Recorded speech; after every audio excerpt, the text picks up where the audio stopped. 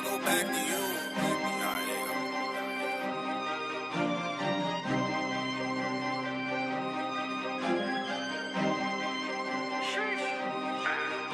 got the juice. I saw the proof. Hey, what's poppin', baby? Hold on, let me turn that down a little bit, man, because I don't want it to be too loud in your speakers, baby. But I do want you to hear what we saying, what we got going on. What's poppin', baby? Oh, you know what? I'm pressing the wrong sound. I'm doing the sound effects, not the background music. There we go, Rock. All right, cool. Let me make it professional, man. All right, cool. Now we ready, baby. The doctor is here. The chef is here. I'm just letting you know we here, baby. It is the Cookup. Welcome Tuesday morning, week 16 recap. Hell of a week for football, hell of a week for fantasy. Everything you need, everything you want, we got it up in here, baby. So them ingredients, we know we got them cooking up. They brewed up, they simmered up all night, man. Now it's time to deliver and give you what you came here, baby. So what you came here for? Damn, I'm missing words, Rock. Please ad-lib me, all right? Mama, give me the give me some amigos. Give me some amigos ad-lib. There we go. All right, Rob, what's good, big dog? How you feeling, man? Fizz, Milikaliki Maka is the way to say, what is it called? Shit, I already messed it up too, man. I've been practicing it all damn morning in the shower. Man, that is a hard word to say. Milikaliki Maka is the wise way to say Merry Christmas to you. It's a Hawaiian Christmas for me. Got it. Okay, that's why I got on the Ryan Fitzpatrick, got my Hawaiian shirt on. That's where I wish I was right now. I wish I was in Hawaii. I wish it wasn't like 50 degrees and gray outside. It looks like Mordor right now. Also, too, I was just laughing to myself as, you know, on every replay when I rewatch our show, when you got the music blasting, you can never hear any of the words that you're saying. I know, that's why I try to turn it down. I'm trying to learn a level because, like I remember you told me on the StreamYard thing, it just don't allow me to do my talk and play the music. So we working out the kinks, baby. We working out the kinks. But at least I look good talking, though. You feel me? I look like I know what I'm saying. You feel me? Yeah, this is only like our 50th show, week 16. We're still figuring it out. Still figuring it out, big dog. Still figuring it out. I'm glad that you figured out how to say the Hawaiian Christmas because I was damn sure about to get you off the screen trying to tongue twist us. I know Tua wish he was in Hawaii right now because I don't know what the hell was going on in Miami. But we won't talk about them. No worries about that if you're here, man. I did want to say though, bro, week 16, man, it was game wise, it was kind of a snoozer to me, bro. I think when I look at the football slate, like we talked about week 15 and how great they gave us this beautiful schedule. But the problem is week 16, so many teams are so good that they locked in their spot. So you're looking at meaningless games for certain teams. Like let's just say the Cowboys and the Chargers. If the Cowboys really needed that game, I believe it would have been a shootout. It would have been one of those, you know, I got to rewatch this game over. And I think the Cowboys kind of gave up, man. Later on, they was like, you know what? We ain't playing for nothing. We might have hit our bonus for, I think CD hit 1,000 yards. It just felt like a game where they just kind of didn't care. You know what I'm saying? So looking at that, looking at a couple of other teams that we're going to speak on, I think they missed the and not the NFL fault. It's just, I want to stop you right now because I feel the complete opposite. Just because your Cowboys lost does not mean the rest of the game sucked. I felt like so many of the games came down to one game scores. Lots of things changed, especially in the NFC side. And we got to see like some really pivotal matchups. Yes, a lot of teams, their fates were decided this past week, which made it very interesting. But a lot of these games were really, really close. We're going to be talking about each of these games. So I saw things a little bit differently, including one of the best games in the entire year that we saw on Thursday Night Football. It was so damn good you did your own show without him on it. So 100%, bro. That might have been game of the year, man. At least we can say on a Thursday night, right? Because we had some shootouts on Thursdays prior to that. But that one right there, knowing it was a division game, it was to lead the NFC for the number one spot. It just meant everything for both of those teams. And to be honest, Rock, I didn't have that up, but did you want to talk about that game or are we going to move on to this week? Because you never got that. You and Adam did such a great job. Okay, there's not much for me to add to that, but I just want to let the people know that they're tuning in for a really great show. Not a snoozer. We don't have any boring dishes on the menu today. It's going to be jam-packed, full of flavor, in your face. Sit around the tree. Let's open up some presents, Fizz. That's it, man. And as you know, man, this is the Cook Up. This is the kitchen. Week 16. We in the building. Got a couple of games we're gonna talk about, a couple of fantasy takes, because you usually haven't been talking fantasy lately, man. But we got a little bit of gift for y'all. Rock came up with a new thing. We're gonna see which NFL teams got the gift, or what player was the gift for these NFL teams. We're gonna check all that out and more, man. It is the Cook Up. Good morning, my good people. I see they scrolling in the chat. And hey, let's get this thing popping, baby. Hey, they wrote me off, I ain't write them back. Nah. Follow me, but don't double tap. I ain't liking that. You subscribe, I monetize. Now who's striking that? Wanna see the contract? Who got the rights to that? This my story. I spent my whole life on that. Time's up. Shador Sanders with the rollie in the armor. I could do this shit with my eyes closed. The main attraction don't come at me with no side show. I'm selling high, they wanna buy low.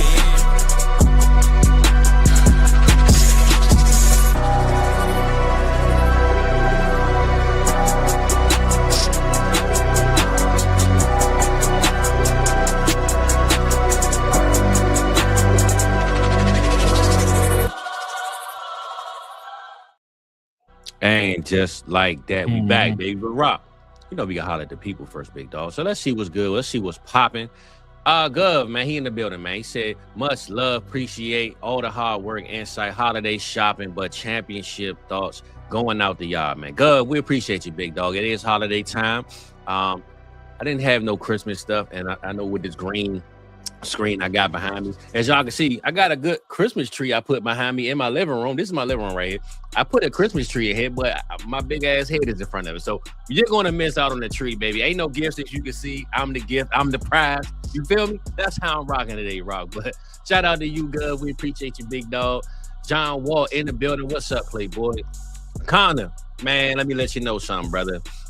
I thought I had EV, man. I messed up. I traded Trevor Lawrence a week before he got hot because I didn't want to win. Brock, you ever been in the league where week, let's just say 10, you was like, I don't want to win. This team is not good. And then you go on a run, and now Kyle Pitts, Trey McBride, Harold Fanning, all these dudes got me to this championship match. Trevor Lawrence, Bryce Young, all their sorry asses that you got tired of looking at all damn season. They're like, as soon as they leave your team, they're like, oh, we're going to be Hall of Fame good now. Turned up. So, all right, Connor, man, I wanted to cut the onions with you, brother, but I traded Trev, man. That's on me, man. Shout out to EV. I don't even think he even paid attention because he just beat my ass for no reason. All right? You were just crying with no onions getting cut. That's what you were doing. Big fact. Big E in the building. What's good, Playboy? My man, Voorhees. We going to talk later, brother. I got a heart out for you, big dog. We gonna talk later, man, because that Purdy matchup was not okay, man. We gonna talk about it though, man. And shout out J-Cap, and for those that haven't made it yet, man, we appreciate you still coming through. And hey, make sure you stay tapped in with us, baby. But Rock, man, it is week 16. It's time to get it cracking. Let's get it popping. You know what? Let's get it popping with your boys first, because I got my boy Big E in the building. I got you in the building, and I put this guy right here, John Harbaugh, in the picture because a lot of noise is rumbling, Rock. A lot of fans screaming. We tired of the same old. It's time to move on from the Harbaugh. He this, he that. I just give my thoughts, and I'll let you break it down, Rock. I think the problem with, let's just say, the Baltimore Ravens, right? They're so loyal. I said this last week. They're so loyal to the soil, bro. They gave Mark Andrews $40 million. He did not need that. I'm going to be honest. And I'm an Andrews guy. That's my man. Why not just let him test free agency? Ain't nobody else going to pay this man $40 million. I guarantee you that, right? Then you come back. Lamar Jackson, hurt again. Back problem. It seems like we get into this same old story with the Ravens. And I know I try to hype it up. I'm not even going. I'm going to take the fault on this one, Rob, because you told me weeks ago, Fizz, it's over. And I try to tell you, it's not, man. We got LJ8. I think we're starting to become, with the Ravens, what the Chiefs are going through, where we're so used to seeing one way, we forgot that there's different ways to kind of win games and kind of step our game up. And I think what the offense hasn't done, yes, they got Lamar last year to the most yards, most touchdown passes. Then they took a drastic step back with the passing game this year. They haven't, to me, gotten a number one receiver, which I still don't understand why they haven't tried to do that. I know they tried. They got Bateman in the first round and Zay Flowers, but we're talking stature. We're talking, 6'3", 200. You know what I'm saying? Every team out here is drafting these type of guys year to year. And the Baltimore Ravens just said, we get Derrick Henry and play defense. You know what I'm saying? Then when the defense don't play good, we don't know what the hell we're doing. So I'm saying all that to say, I'm not saying fire Harbaugh. I just believe the philosophy in Baltimore drastically has to change. They have to become a new identity going into 2026. But they are in the playoffs this year. And I made a short a while ago about the Chiefs and the Ravens not making the playoffs. What would the fans think? How would the media take it? The ratings would take a hit. I don't know, man. I think Baltimore, it's a bad day in Baltimore, man, if you're a fan. And if you have him in fantasy, because Lamar Jackson probably ain't playing next week in your damn championship. So, Rock, man, I'm rambling, I'm rumbling. Let us know about your Ravens, big dog. I'm sorry, Fizz. A lot of what you're saying, I just cannot relate to whatsoever. I'm not on the internet, so I don't hear any of these rumblings. I'm not in these little chat rooms. Like, remember back in the day, that's how fans, they used to like have that camaraderie with the other fans on their team. They would go talk shit about all the different coaches, all the different players that they had on their team. I don't do any of that shit anymore, Fizz. So for me personally, they're not going to move on from John Harbaugh. This is going to be his second time in like, how many years has he been with the team? He's like now, like him and Tomlin have like by far the longest tenures active in the NFL. It's been at like 15 years. So missing the playoffs like twice in 15 years. Fizz, I don't know if you knew this, but that's actually pretty good. There's probably no other coach that actually has that type of winning record. Also, too, I think he still has the record for playoff percentage on the road because so many of the times that they've gone into the playoffs, they've been on the road and actually won, too. I think a lot of the things that you're talking about, it doesn't sound like you're not a fan of John Harbaugh. It sounds like you're less of a fan of Eric DeCosta. And the way that they've, put talent on this team, if you don't have your offensive line right, and also, too, you miss out the entire season, your best defensive player, and I can't even say his name. I couldn't say Malikaliki Maka earlier, and this guy's name is just as difficult to say. Their defensive tackle they spent all that money on. Oh, yeah. Go ahead, Rock. Keep talking. I'll look him up. So he has like a broken neck or some crazy ass shit. So when you're missing out on him, and it's basically just Kyle Hamilton that's back there trying to keep the defense together, and Roquan Smith at the linebacker position. But yeah, regardless, your offensive line is in shambles. So the whole rest my dude. Oh, damn, hold on. See, you got the same shit that I do. Big Dookie, baby. Big Dookie. Go ahead. So yeah, it has to do with the offensive line. So like when last year Lamar Jackson was breaking every damn passing record, he should have won the MVP. So like you can't go from like looking like one of the best QBs we've ever seen in a season and should have won MVP to like he's looking this bad because he's injured and he's running for his damn life. So next year things are going to change. The other thing also too, Fizz, that I took offense to is like you make it sound like it's so damn easy to draft a Nico Collins type or a Justin Jefferson type or even an AJ Brown type. Those guys don't grow on trees. How many of those guys came out in the 2025 class, Fizz? One, Tedero McMillan. And he was drafted in the first 10 damn picks. The Baltimore Ravens are never, ever going to be in the top 10 picks. Ever. I'm going to say this, though, Rob. It don't have to be the top 10 picks. I think the problem is, though, Baltimore emphasizes defense so much that even if that offensive player is there, let's say potentially, they're still going to go get a defensive player. Like, we've seen them do that where it could be an offensive guy that maybe we think can take over and be a dominant guy. And they like, I like this safety right here, though. You know what I'm saying? That's just their philosophy. When's the last time that's happened? When's the last time? Like, the last time I remember being upset that they didn't draft an offensive player was because the damn Cowboys always pick one pick in front of the damn Ravens, and they got Des Bryant. And I'm like, man, I really wanted him to go to the Baltimore Ravens. He did. Like 15 years later, he had like 2 games. And you got their jersey. You got his jersey. Yeah, man. COVID. I remember that, man. They hit my boy with a COVID test, man. Well, I didn't say this, right? It don't have to be first round, though. I'm just saying the scout. Maybe the scout, man. Somebody needs to find out where these damn receivers is playing.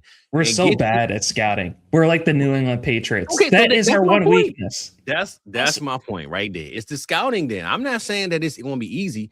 I'm just saying you have to address the offense and say, we need a true number one. Every team, look at the Philadelphia Eagles. When they realized Devontae Smith is a Heisman winner, but he's not a true number one, they went and got A.J. Brown by any cost. A lot of teams, the Cincinnati Bengals said, look, we need 2 number ones. We're going to pay everybody on offense. We're not going to win no games. But that's the thank you for making my point. Yeah. We're not going to win no games, but we're going to have 2 also too, the Mark Andrews thing. They have an out in 2027. They basically just paid him for next year. So I want to get too riled up about that. You know how the funny money works in the NFL. They wanted to give him some loyalty, and for sure. And he's broken every record for the Baltimore Ravens as far as receiving goes, just because of how bad our receiving game has been throughout our history. But no, I think it just always comes back to we had a lot of injuries, like every team does. So I'm not going to make too many excuses about that. But we were missing our best player in defense, and our offensive line was disastrous. So next year, they're going to learn from all their different issues the same way the Kansas City Chiefs. They got slapped in the mouth this year. They're going to learn from all their mistakes. And do you really honestly want to bet against John Harbaugh, Eric DeCosta, and also to Lamar Jackson next year? And you can bet with how disastrous this year was that their offensive coordinator is going to be back next year as well. So they're going to keep the same band back together. Hopefully they're healthier next year. And we're going to be right back in the playoffs. And you're going to be rooting for them again, Fizz. So let's not get too riled up about a bad year this year. I'm with you, and I got to bring it up for some excitement. Shout out my boy Jake, man. Merry Christmas to you, big dog. I will just say this though, Rod, to close out on the Ravens side before we get on the Patriots and move on. I think when you think about the Ravens, right, this philosophy of how they play. Remember the San Antonio Spurs, they play one way, right? And I'm going to different sport. I'm cross sporting, if you call it that. They play one way. Like we know it's defense, lack of offense, but they're going to win championships, right? The problem is the Ravens haven't won championships doing what they're doing. So I think philosophy-wise, they have to just change something. They have to go in the next year and say, you know what? Look at the Chiefs. When the Chiefs realized the offense can't win us championships, they said, we're going to make our defense the focal point and still win a championship. The Ravens just haven't gotten to that point where they said, we either going to pick one side or the other or pick both sides, but we need to change something to get us past that regular. I mean, Pittsburgh Steelers, bro, we all know they're going to win over 500. They ain't going to win no damn championship with it. It's just John Harbaugh and Mike Tomlin are favorable guys in their franchise, but we all know Pittsburgh Steelers ain't going to win no championship. They're going to win 9 games, though. It is also, luckily, too, look at their division. It's the Cincinnati Bengals. It's the most boring division in history, man. They're going to have a different QB in Pittsburgh every damn year. Yeah. And it's going to be the same thing for Cleveland. So I want to don't get too worried about Baltimore. They had a bad year this year. That's fine. That's fine. But yeah, I do want to talk about the New England Patriots. Yes, also, too, can we also talk about the fact that the Baltimore Ravens almost beat the New England Patriots? I mean, they lost by 4 freaking points with Lamar Jackson missing the whole second half of the game. Yeah. Let's transition into the New England Patriots. What do you want to say about that real quick? Also, too, I love how E said he put it phonetically. Matt, I still can't say it. Matabuke. Oh, that's his name. So I appreciate you for that. Is, you know what? And I'm so used to that. That is right. You're right. Damn, that is how you say it. Damn. All right, E, I hear you, man. You out here breaking down pronunciations, brother. All right, man. Come on. I ain't calling Google. I'm calling you, man. Yeah, where were you at the beginning of the show when I was trying to say Melikaliki Maka? Jeez. But I just say as far as the Patriots go, bro, I think they're locked in, man. I think they took the little brother beat down from the Buffalo Bills. You know, Buffalo Bills have been running that division for a long time. And I think Josh Allen just came to remind them last week, hey, we still here now. We still number one in our minds as far as the best team in this division. And the Patriots got back on track. They came here in Maryland. I'm not too far from the stadium. It was cold that night. I know that for sure. And Drake May didn't have his best game. Like, we've seen him do a lot more with a lot less. But they won the game. And that's really what mattered, man. I didn't pull the stats up for this game whatsoever. But I will just say team-wise, flow-wise of the game. And of course, Rock, they did lose Lamar Jackson. Ravens did. So it's kind of like, all right, you should have won this game, right, without Lamar Jackson. But it wasn't like Lamar was out there cooking them up before he left either. So Drake May with almost 400 yards and Ramondre Stevenson, Travion Henderson, though, major injury. I ain't going to say major, but suffered an injury. Looked to be out, probably going to miss another week. They're definitely going to need all hands on deck going forward, especially for a playoff run. But right now, to me, with the Broncos losing, Patriots, man, might be, number one, number two team right now, man, on both sides of the field. 11 and 11, man, offense and defense. Yeah. No, I agree with that. I was just looking at Mike Vrabel's face when Derrick Henry was just running right down their throat. He's like, "Oh God, I freaking hate that guy who's not playing for our team." That face like he's something sour. He's like, yeah. I did pull this crazy stat, Fizz, before we move on. Since 2007, every Patriots-Ravens game has been decided by 10 points or fewer, including in the playoffs. No other reoccurring AFC matchup in that span has featured as many close games with postseason implications. So, and I love this quote. It says, when the Patriots and Ravens play, it's never chaos, it's a chess match. So I think that just speaks to... And I believe that. Like you said, I like that chess match. That's exactly what it is. Who can outsmart the other one? Who gets the best turn? Who gets the last turnover? Who makes that last field goal? It's one of those type of games. Yeah. So I do appreciate that about this matchup.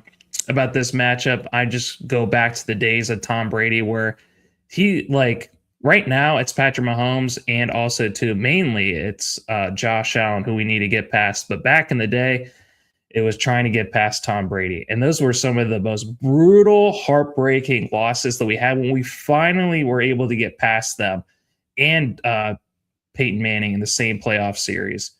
That was very satisfying Super Bowl win. But yeah, I'm excited for Drake May. He really stepped up. I feel like when I was watching the game, Fizz, Drake May is what you want to call one of those inevitable QBs. Even if he has a bad first half like he did against the Baltimore Ravens, I mean, one of the first drives he throws a pick. And they couldn't get really much. Yeah. The way that he was able to come back and just, because he still had to play against the defense. The defense, like the offense, the Baltimore Ravens, they lost Lamar Jackson, but the defense didn't really lose any players. So he still had to go out and win that game. And to see Drake May really join those elites of the elites in the NFL is really awesome to watch. So this was a huge game for him to be able to come back. And if he's able to play like this in the playoffs, but throughout the entire game like he did in that second half, they're going to be really, really good, Fizz. So I'm excited to see Drake May in the playoffs. And I was going to say that to close out with the Patriots, I think Stephon Diggs stepping up this week was a big key factor too. He had a couple of slight games last couple of weeks, but he had a breakout game, and I saw he needed 3 catches to hit his $500K extra bit of money, So, hey, there's sometimes these games, week 16, 17, 18, will be incentive games, right? Getting your 1,000-yard mark, your 1,200 yards rush, whatever you need to get that extra little bit of dough in your pockets, you will have those players that do that. But Diggs stepped up in a big way, and he's from Maryland, so it wasn't surprising that he showed up at home and did what he had to do. So that was a big key factor of that matchup. Cardi B is at home going like every time he gets one of those incentives. Nah, she was at the game. I know some people that went to the game. They was like sitting underneath her thing. They was taking pictures of her, so she was there. She was at the game. They were taking pictures of her underneath her. Yeah, well, she ain't have a skirt on. That's for sure. We was just But yeah, man, shout out to the people. Shout out my boy D.I. and Rock. Now that we got my boy Merk in the building, he talking about these Steelers, baby. Let's go ahead and break it down. Okay. My fault. Okay. There we go. Steelers Pittsburgh Steelers, man, they came through. That picture you got of Aaron Rodgers is hilarious. Here we go, baby. Steelers came through in a big way, though, man. Merck said feels like the Steelers are heating up a little bit. Won a big game or won some big games. The bigger guys in DK. Well, DK will be suspended for 2 games, brother. But I feel you though. They playing bully ball right now. I'm gonna be honest though, Rob. I think the Pittsburgh Steelers out-bullied the bully. I think Detroit plays like bullies. Like they want to play aggressive defensively, running the ball. Jahmyr Gibbs, Monty, Jared Goff isn't a gunslinger. He kind of like a gritty, grimy type of quarterback when he wants to be at times. And then they got Dan Campbell still biting kneecaps, right? I think what the Pittsburgh Steelers did though, they just out-bullied the bully, man. Aaron Rodgers pretty much said, hey, Jared Goff, I got you. Kenneth Gainwell, hey, Jahmyr Gibbs, I got you. You know what I'm saying? Like Jaylen Warren, like they played exactly how the Detroit Lions played, except they just played it in a better way. And honestly, they played like the Pittsburgh Steelers. I don't want to say that they played like the Detroit Lions, but if you was to put them side by side as far as how they play week to week, they look like identical teams, except Pittsburgh Steelers won. And Jaylen Warren having those 2 45-yard rushing touchdowns, Kenneth Gainwell catching a pass on the ground that everybody thought was uncatchable, and then he got touched, and he get up and run the ball. This was just a lot of magic going on in Detroit. But the Pittsburgh Steelers, man, they here to go. They here to, show us what's going on. We thought the Ravens would outbeat them. That didn't happen. And clearly Merck says, hot take, Steelers will beat the Chargers or the Bills that are home for the first round of the playoffs. So, Rock, let me know what you think about this Pittsburgh Steelers. Are they for real? Is Aaron Rodgers back? And let's put some respect on their name, bro. I want to start off with this crazy stuff is one team had 230 rushing yards. The other team had 15. Guess which team had 230 and which one had 15? I know because I lost because Jahmyr Gibbs caught that damn touchdown. He caught it. He didn't rush it. So, yes, I know that for sure. Isn't that crazy? What the hell is going on in Detroit? Like, there is like Jahmyr Gibbs either has 3 touchdowns and like 200 yards or he has 10 yards. This has happened like 4 times this year where Jahmyr Gibbs has had like less than like not even just like 40 yards rushing. He's had less than like 30 yards. So he's had a couple where it's like 15. He broke a record. Remember at the beginning of the year, Fizz, against the Green Bay Packers, where he had the most catches for the least amount of yards in history. He had like 10 catches for like 8 yards. Somehow he was able to do that. But no, these Pittsburgh Steelers, when I watch them, they play the most boring, complimentary, fundamental football, Fizz, and it just freaking works. Aaron Rodgers, he is the reason why I wanted to see him in Minnesota, is because you're never going to die because of Aaron Rodgers. You're never going to lose because of him, because he is so talented when it comes to knowing how to manage the game. And also, too, he still has plenty of arm talent. I mean, like last year, it was only Joe Burrow that had more pass attempts than him. So it's just like people want to look at his age. They want to say he's taken a huge step back. Fizz, he's still better than 2/3 of the NFL when it comes to playing the quarterback position. And I was dogging the Steelers at the beginning of the year because I was like, this is the worst, ugliest looking offense I've ever seen. You have DK Metcalf, Aaron Rodgers, and that's it. You have these tight ends that no one gives a shit about.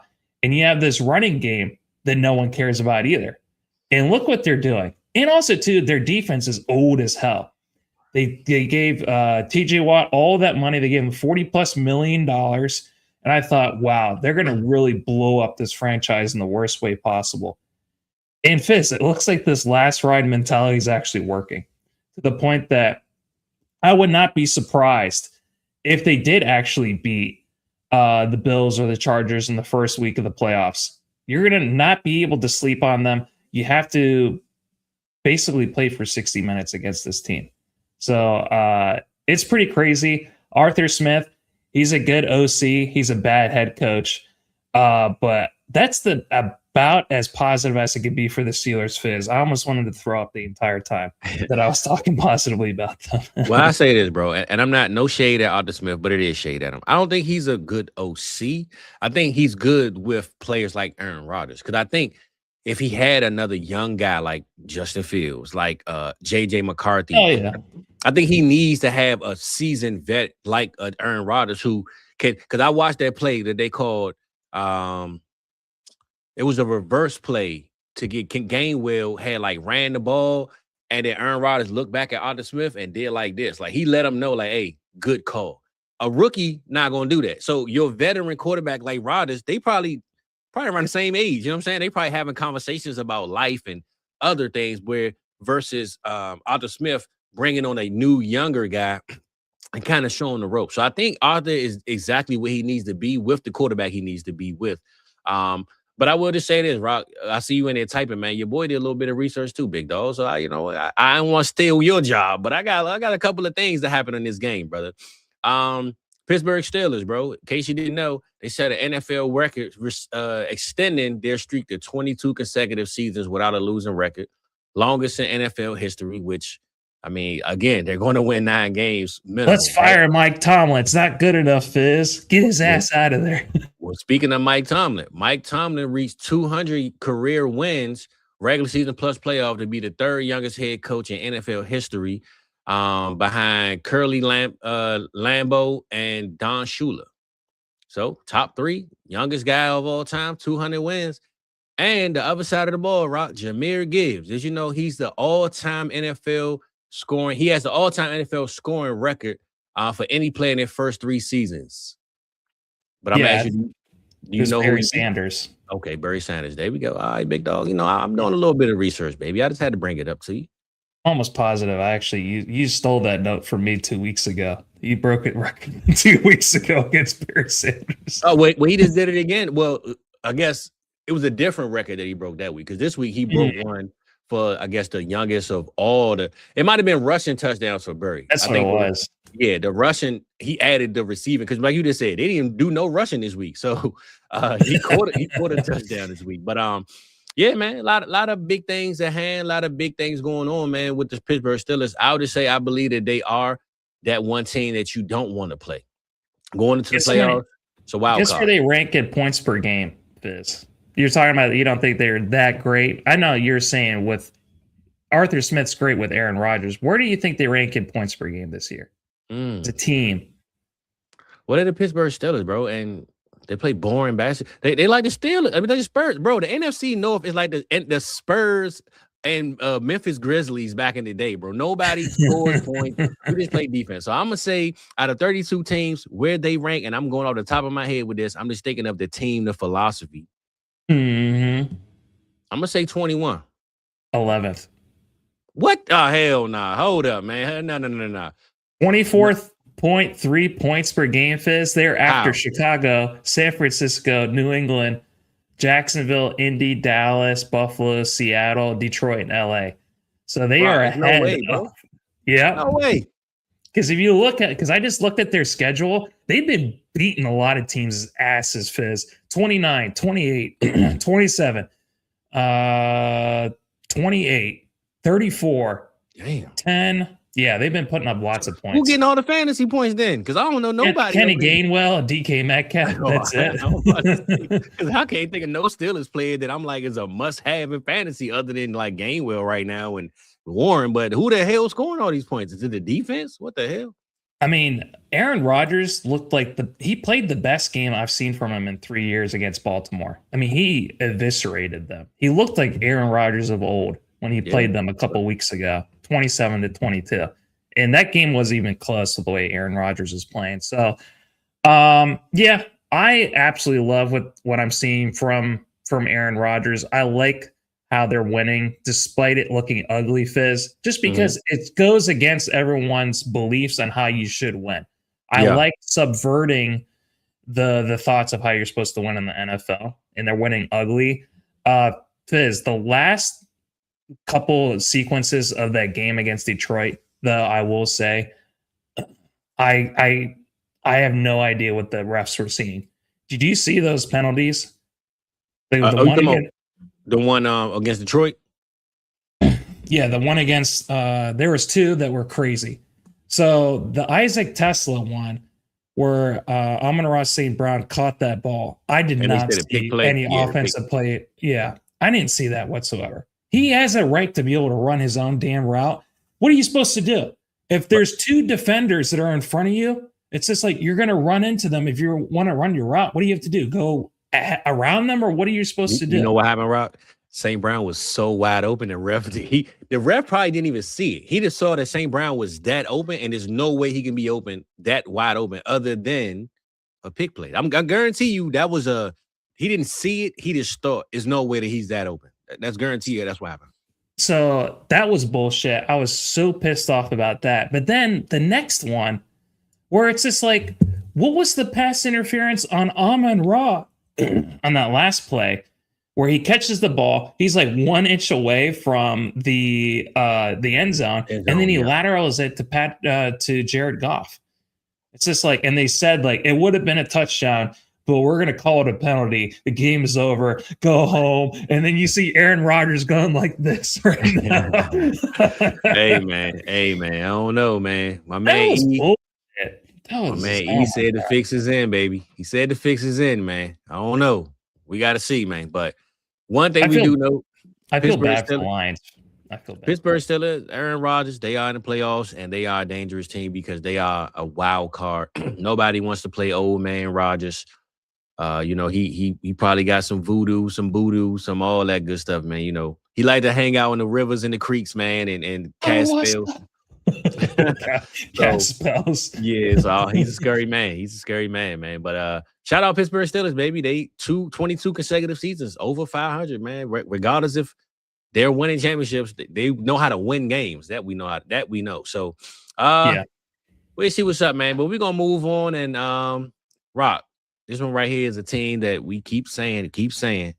They faking, man. They're not real. Nobody believes it's garbage. Clearly somebody does, and it's this man right here. Duval. I didn't mean to play that while you were drinking water, but I'm just saying, baby, it's Duval time, big dog. I don't know what to tell you, man. I mean, you got rid of Trevor in one of your leagues. I got rid of Trevor in one of my leagues because I didn't want him. He was hot. For garbage. Slick Ricky P. Pearsall. Who did you get rid of him for? Devonta Smith. So at least I don't feel that bad. You know what I'm saying? It was all right. But I know when I got rid of him, it was to my brother, who I know he's the only Jaguars man that would have took him from me for that price. I should have added a little bit more, though. I wasn't thinking because I just want to get rid of him. Clearly, it was a mistake. It was a mistake. It was a damn mistake, baby. Denver Broncos, number 1 in the AFC. Jaguars said we don't care about none of that, man. We playing in Denver. The defense is one of the best, if not the best in the league. And Trevor Lawrence went out there and handled business, bro. The man swiped his head. He, what's that song he got with Trevor? I love my man anyway. I'm like, what the hell is this? Why is this even a commercial, bro? Like, they start talking about my man and this. Oh man, and where's BTJ at? Let's just get to off this song, man, because it's driving me crazy thinking about it, Rock. But Trevor Lawrence, man, 3 touchdowns, almost 300 yards. He even added 20 yards rushing and a touchdown with that. And this was the Trevor Lawrence show, and also Parker Washington. Goodness gracious, man, this dude here, Rock. Think about this. Offense is clicking, Fizz. The whole you have BTJ. You drafted 2 picks with Travis Hunter, the phenomenal player coming out.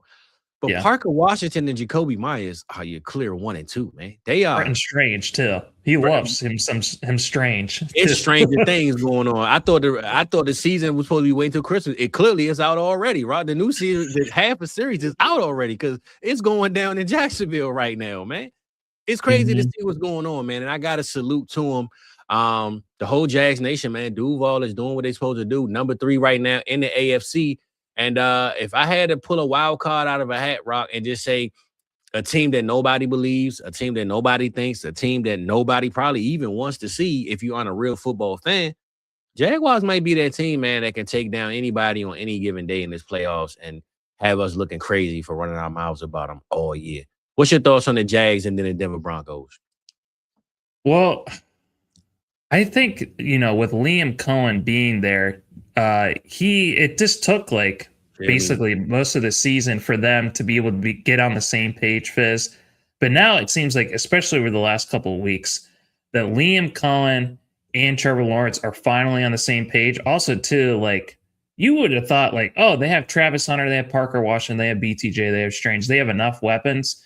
But it's just like them getting Jacoby Myers actually looks like that's another key piece that they really needed at the right time. I think that's going to look like actually one of the best trades at the deadline from this past season. And they didn't waste any time signing him afterwards, too. They signed him to that big 3-year contract as well. So for fantasy purposes, it kind of does muddy the whole BTJ and Travis Hunter now that there's 3 other guys that are going to be there. If you have Trevor Lawrence, you have to just hope that him and Liam Cohn just continue to keep clicking on all cylinders. That's the only thing that I worry about, Fizz, where it's just like we have seen in such small spurts Trevor Lawrence look this good. And it's been so aggravating for like the last 3 or 4 years that he's been in the NFL. But he's playing his best football right now, and hopefully it does get carried into the NFL playoffs. Also, the defense and the running game, Fizz. No one's talking about ETN. The guy is like one of the best running. Remember, all season, we were drafting around 11, 12, 13. Nobody wanted ETN. And that's one of the things that I never like to hold against a player, Fizz, is injuries. Now, that's what EV said. Oh, he had to have been injured. How do you go from the 3rd best RB in the NFL 2 years ago to being one of the worst, unless it's an injury? But he didn't really talk about any injuries last year. So I thought maybe he'd just taken a huge step back. But now he's back to where he was before as one of the best RBs in the NFL. He told Tootin to... He's playing for a contract too, big dog. You got to remember that, man. That money talk, baby. So I think next year, if you had Tootin, you're not going to be rooting because he's going to be on the bench. He's going to be getting that small, carry percentage. I think they're going to have to bring back ETN. I mean, they want to be where they're at right now without that defense, without Jacoby Myers, but especially without ETN. So, no, between him, I know we're going to talk about Ben Johnson later, and also Kellen Moore. All 3 of these new head coaches just won this past week, and they have completely turned around all their franchises. Yes. Especially Liam Cohen. When you go up against, like you said, one of the best defenses in the NFL, I still think it's the Houston Texans, but right behind them, I think it's the Denver Broncos. And you go there, and Trevor Lawrence and Bo Nix are both throwing dimes. They both look like they're playing their best football in December right now. And I'm excited for it. I really want them to win a game, though, in the playoffs. That's the only thing that I worry about. They don't have that much playoff experience. Who was it that had the biggest comeback in playoff history? Was it the Chargers or the Jaguars when they faced each other 2 years ago? It was the... Was it the Jaguars that came back and won? After being down 22 points. I'm trying to think, bro. My group chat, because my brother's a Jaguars fan. I remember it was the Jaguars. It was. Because I remember texting man, y'all, I was talking all this trash and then it came back and won. It was the Jaguars. Yep. Yeah. So I don't have much else to say. I think it's really, really cool to see what Liam Cohen is doing with this team. It seems like every week he curtails the offense and that's just because of the offensive mind he has, to know how to win the game, and that it's starting to really click the last couple of weeks. And I'm going to go with what I've been saying, Rock. And I know this is just coming from me wanting to see more of it, but it's kind of speaking to what's really going on in the NFL. I'm not saying defensive head coaches don't matter, because they do, right? We have one over there in Seattle he's doing his thing, right? But certain teams, when you have franchise quarterbacks like a Trevor Lawrence, that his mind it was in a disarray for a long time because he's gone through different offensive coordinators, different head coaches. He hasn't had a guy that really looked at him in his face and said, hey, let's do it. Like, I really believe Liam is preaching that to him. No pause on that one. No pause on that one. But this Trevor Lawrence, so it might not be a pause. But let's just say Trevor Lawrence has a coach right now that's letting him know, we're going to take this offense over whether you want to or not. Like, this is your job. We're going to do this. I believe Kellen Moore has done the same thing with the Shuck, right? I think he's really locked the Shuck in and say, hey, man, we didn't take you in the second round if I didn't believe in you, right? I'm standing on, I took you this early, and we got to get you better. And Shuck has looked better and better each week. And Ben Johnson in Chicago, when they had Matt Eberflus as the head coach, they took Caleb Williams. It didn't work out. They have an offensive-minded guy who's locked in on his quarterback. And I think to see those three teams, because I like that you brought them three up, those three teams, rookie coaches go into bad offensive situations, because the teams weren't that bad as far as the defense in Jacksonville and the defense in Chicago. The offense was bad. They had an offensive guy, and now look where they are. And no knock on my guy in New York, the Jets. What's Aaron Glenn. Aaron Glenn, but Rock, he's a defensive guy. Do you know they have 0 turnovers this year? Yeah, Fizz, their team really sucks, and they don't have a QB. I know. But listen, but I'm just saying, if Liam or one of those guys went to that team, right? I'm not saying they will be that much better, but I believe they will have a philosophy of getting out of the hole. And I think when you get a defensive coach that's in the hole, especially in New York, bro, that offense needs to. When you're going against the Buffalo Bills, the New England Patriots, the Kansas City Chiefs, the Baltimore Ravens, all these offensive. Now you got the Chargers, the Jaguars, bro.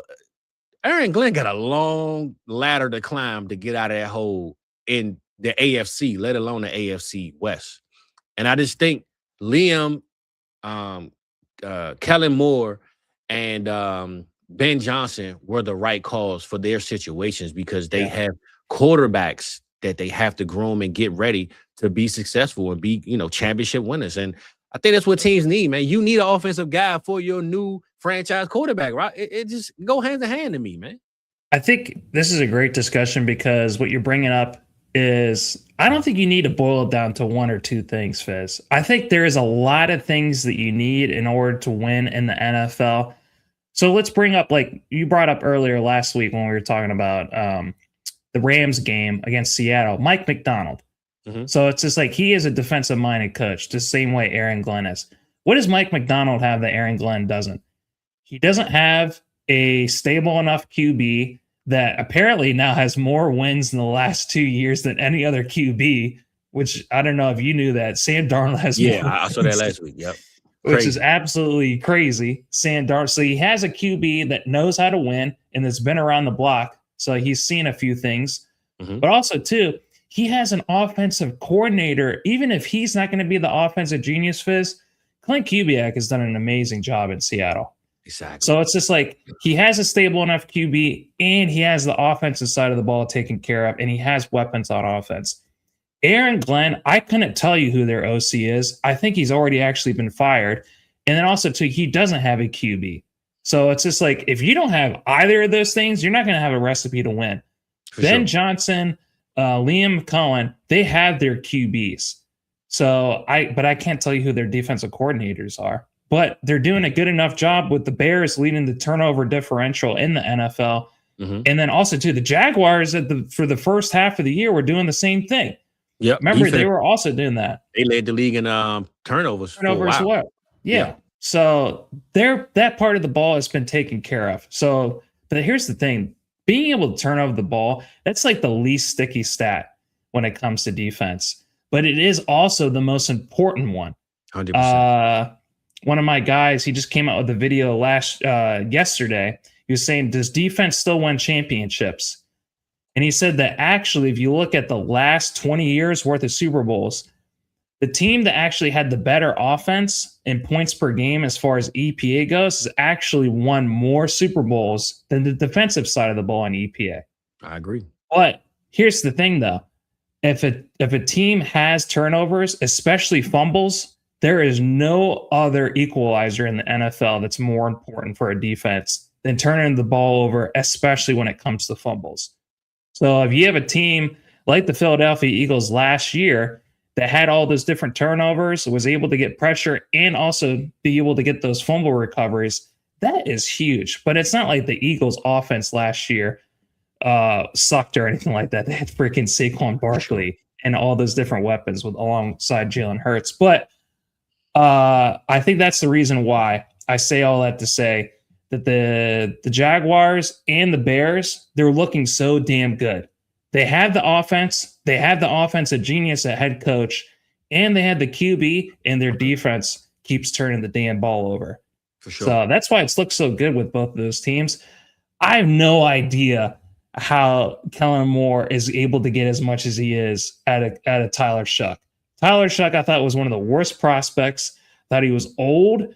I didn't think he was athletic. I didn't see his arm strength or his athleticism that I'm seeing in the NFL right now. So props out to Kellen Moore. I look like a fool for that, but that's probably one of the more impressive things I need to dig into, Fizz, is the Saints getting 3 straight wins with Tyler Shuck. Well, I say this, right? And we didn't even talk about the Broncos. I just leave the Broncos alone because we think that they're really pretenders, Rob. This defense is too good, and the offense is just it's baloney, bro. It's a baloney sandwich. Sean Payton, man, he need to go cop. Cortland Sutton and RJ Harvey look good. They did. And RJ Harvey, man, you know, that's my guy. We've seen him grow, especially since Dobbins has been gone. The first 2 games, it wasn't so good. Now it seems like he has a rotation that, all right, I'm the guy now. This is my job. I just think, man, they have to score. To tell me that the Pittsburgh Steelers are number 11 in scoring, and you look at this Broncos team, who their defense is getting turnovers every damn 5 plays, and you can't put up points on offense. Like, come on, man. I know the second-year rookie thing with the quarterbacks is a thing, but Bo Nix got to get it together, bro, because they won't beat anybody in this playoffs by just playing defense and not scoring offense, because we have a lot of offensive guys coming into the playoffs, man. This is going to be the test right here, Rock, for the offensive side and the defensive side in the playoffs. Trevor Lawrence just put up 34 against the number 1 defense or number 2 defense. Drake May, Josh Allen, the Chargers, all these teams can put up 30-some points on the Broncos defense. Can the offense put up 30-some points? That's going to be the biggest test. Yeah. I mean, I will say what I saw of Bo Nix, I thought he was ripping it. I thought he did a good job. But this is a close game. And a couple of different things just didn't go their way. They fumbled the ball at the end, and the Jaguars picked it. I did see bad snap or bad handoff, but those are the plays, Rob. I know Bo Nix did look good now. I'm not taking it from him. But fumbling that ball when you're on your own 40-yard line. What I find the most impressive is that they did it in Denver. That's my point. In December is like the hardest place to play. And they come from Jacksonville, right? They ain't like they playing over there in Michigan or somewhere. These fools came from sunny Jacksonville, Florida, and put the business to these people in Denver. And I also got another stat for you, brother. Trevor Lawrence, man. Historic turnover touchdown stretch, my boy. You understand me? You hear me? Oh, can't wait till you tell me what the stat is. I know it ain't even that deep. I just try to hype it up though. Trevor Lawrence became the 3rd QB in history since 1970 that had 2 straight games with at least 3 passing touchdowns, rushing touchdown, and no interceptions. He's joining Joe Montana and Joe Burrow. We got the Joe Club, baby. He said, "Hey, man, where's Joe Flacco?" Add Trev to the Joe Club, baby. I'm just saying, man. Trev doing this thing, man. He is cooking. And he's good looking, for as far as the ladies say, man, and maybe the quarterback. I mean, his receiver says too. I don't know. But, Rob, man, Jaguars are a surprising team. They will be dangerous. They look scary. And, shout out to them, man. We got to show them a little bit of love. I'll just say, though, to be honest, though, Rob, looking at the AFC, I know what Mike said a couple weeks ago, and I think it's going to hold true. The AFC right now is – you don't know who's going to win it, right? We don't know what's going to happen. It could be literally the Houston Texans going to the Super Bowl in this conference, right? We have that would be wild. That'd be crazy. Houston Texans have the defense to do it, and speaking of defense, right? But to me, the AFC right now, bro, they're 1 win or 1 loss away from just being all over the place. The Denver Broncos are number 1. The Patriots are number 2, but I think they have the same record. They're both 12-3. And I don't think none of that matters, though, Rock, is what I'm trying to say. When the playoffs come, those 7 teams that are in, record has nothing to do with nothing. I know it don't because it's the playoffs, but I'm saying those teams all believe they're number 1. Like, even the last seed believe they're the number 1 team. So the AFC to me right now, man, it's going to be a lot of fun, man, for the fans that actually love football and probably not the casuals that just see their helmet scout on their TV. See, I'm kind of glad that in one way, the silver lining of the Ravens not being that good this year is that I can be a fan of the entire NFL, Fizz. Yeah, is basically what it comes down to. So there's lots of different storylines and lots of different teams where on any given week, you have no idea what's going to happen.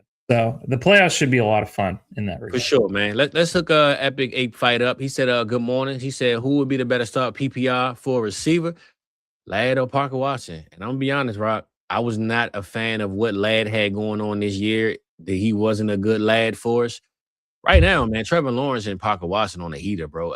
This is a hard question right here. I don't know which side you lean towards right now. This is a 50-50 question to me.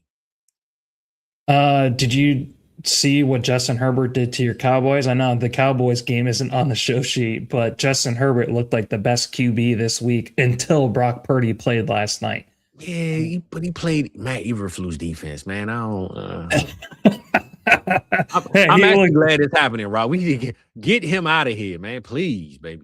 Did you hear the quote from Jerry Jones about Matt Eberflus? Mm-mm. Oh my God. He had like the coldest quote of all time. Now you got me looking up 3 different things. All right. Well, I'm gonna hook up my boy Ape Fight, and I just say Parker Washington has probably been more consistent than Ladd this year, bro. I'm gonna go Parker Washington, man. Trev is hot right now. Trev is on the heater, and I think they wanna move up in their playoff rankings, and I'm gonna go with Parker Washington on this one. Here, he said, how hard is it going to be? Okay, Jerry Jones indicated Matt Eberflus's job is in serious jeopardy, saying the decision on his future might not be difficult. That's what the Savage quote was. It ain't difficult. He's right. He ain't lying. Just press the reject button when he send a trade. No. Goodbye. Oh, my God. So let me see. Get the fruits out of here, man. Get him out of here. Who did the Jaguars play next week? All right, young Molly. I see you, big dog. I ain't mad at you, man. Okay, so Jacksonville plays their division rival, the Indianapolis Colts, next week. And we just saw what the 49ers did to them last night. And then... Well, that sounds like the answer to me then. But go ahead. Continue. And let's see who the Oh, shit. The Chargers play Houston. There we go. Whoop, there it is. But which game was the best game Lamb McConkey's ever had? It was last year in the playoffs against the Texans. Remember? Yeah, that was last year, bro. This defense is totally different, Rock. This defense. No, I'm just saying. Sometimes people have a knack against certain teams, Fizz. That defense last year was what won them the game. It was that and Joe Mixon. They completely tore about the Chargers last year. So I don't know. I think you're saying all that to say this is just to say Parker Washington, brother. I think you're trying to spice up the conversation, man. The Fizz, though, he's like the 5th freaking option on that team. I mean, like him and Trevor Lawrence do have a chemistry, but do you want to compete against Jacoby Myers? I guess you could say all the same shit about the Chargers. I was about to say, what is that? He's also got Keenan Allen. Get out of here, DeAndre Lambert Smith is now getting involved. Exactly. Trey Harris has come out of nowhere. Amari Hampton. Can we just go with the Parker, man? Are you against the Parker? I want to always go with the better player. I think Ladd's good. All right, well, go with the better player. Hey, Fight, we didn't help you at all, brother, but whatever one of us you like the most, go with us. Just pick your side, brother. East or West Coast. If you lose picking your guy, which one are you going to feel the least sick about? Like, if you play Parker Washington and Ladd goes off, are you going to feel less sick about that in your gut? Compromise. Whatever one you can stomach to lose with, that's the one that you play. Yeah. So I will say that he looked the best that he has the whole season this past game, but it was against the Cowboys. For sure. I mean, plus a lot of teams that don't have the players, but they have the structure. They have the system. The Cowboys never had the system. And hopefully Dan Quinn, man, I heard, they ain't liking him and Watson. He can come back on home, baby. We're taking Dan Quinn back. Just play Parker Washington. You don't go up against the Houston Texans offense. Justin Herbert's going to be running for his damn life. I told you, man. You ain't want to listen. Come on, last year, man, please. Because I'm stubborn and I'm hard-headed, Fizz. It takes me a minute. Just talk to my wife about that. I'm used to you by now, my brother. Trust me, all right? But I'll say this, though, Rob.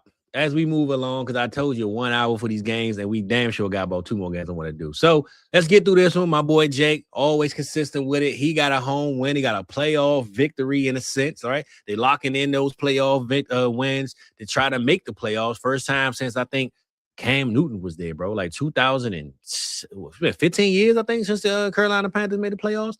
But regardless, I have this guy up here, Mike Evans, Rock. I think this is a farewell tour that he hasn't announced yet. Whether he wants to come back next year or not, I'm not sure. But this Mike Evans is the one that we missed because Baker Mayfield damn sure been throwing the ball to him in the end zone, all over the place, right? But I think it's a little too late. I think the Carolina Panthers have the momentum. They are believing in themselves. And Tampa, unfortunately, man, have taken 2 or 3 losses in a row that they just can't afford to lose. Division games at that. I think the Tampa Bay Bucs season is over with, and I think Carolina Panthers will end this season as the number 1 team in this division. What's your thoughts on this game, Carolina Panthers or the Bucs? So some of the stats that you were saying, the Panthers have not swept Tampa Bay since 2013. That was when Cam Newton was the MVP of the year of the season, Fizz. Tampa Bay has won 6 straight games in Charlotte before this loss. And since Tom Brady arrived in Tampa Bay, the Buccaneers have gone 10-2 against the Panthers. So there's definitely been what you could say maybe a switch into the guard. But Fizz, I don't really actually think that's the case because I think very similar to what the Baltimore Ravens have been facing with their offensive line issues. That's the reason why we've seen the Baker Mayfield looking like he's got his head cut off, running around, trying to find Emeka Egbuka or someone else to throw the damn ball to, or just scrambling for his life because the offensive line has been in shambles. The defense still sucks. They still give up way too many damn points and don't come through it. All they have is Vita Vea, and that's it on defense. No, they got Whitfield too, the safety, man. He's good. He's pretty good. Yeah, where the hell was he where Tedero McMillan got that 4th that's right. But I think also, bro, what we tend to forget though, Baker, man, this dude has had a different offensive coordinator every single year. Like he had a new philosophy every single year. They keep getting poached. Their offensive coordinators keep becoming great head coaches. Exactly, and to go back to what my father said about like the Cowboys and the players. You can have the players and still not work because you don't have the structure. And that's what I think the lack of the Cowboys defense was, the structure, not the players. To bounce that back to this conversation, Tampa Bay Bucs have the players. They just don't have the structure. And this offense, to me, they haven't figured out their identity. First, we thought, all right, cool. They drafted another receiver that they don't really need, but it'll add into what they already have, right? Mike Evans is hurt. Well, he wasn't hurt coming in. Chris Godwin was hurt. And we thought that Mike Egbuka would carry over until Godwin eventually came back, and they'll have this Jalen McMillan and Tej Johnson, and they got all these receivers that you can name by heart, but they don't have a structure and a system, I think, right now, Rock, that is clicking on all cylinders. Bucky Irvin was hurt half the season. The Bucs have suffered a whole lot of damn injuries, man. So if they didn't draft Emeka Egbuka, they might not even be in the top of just where they at now. So I don't agree that they didn't need Emeka Egbuka because if Mike Evans does retire at the end of the year and Chris Godwin, like I've been saying all damn year, do not draft that guy.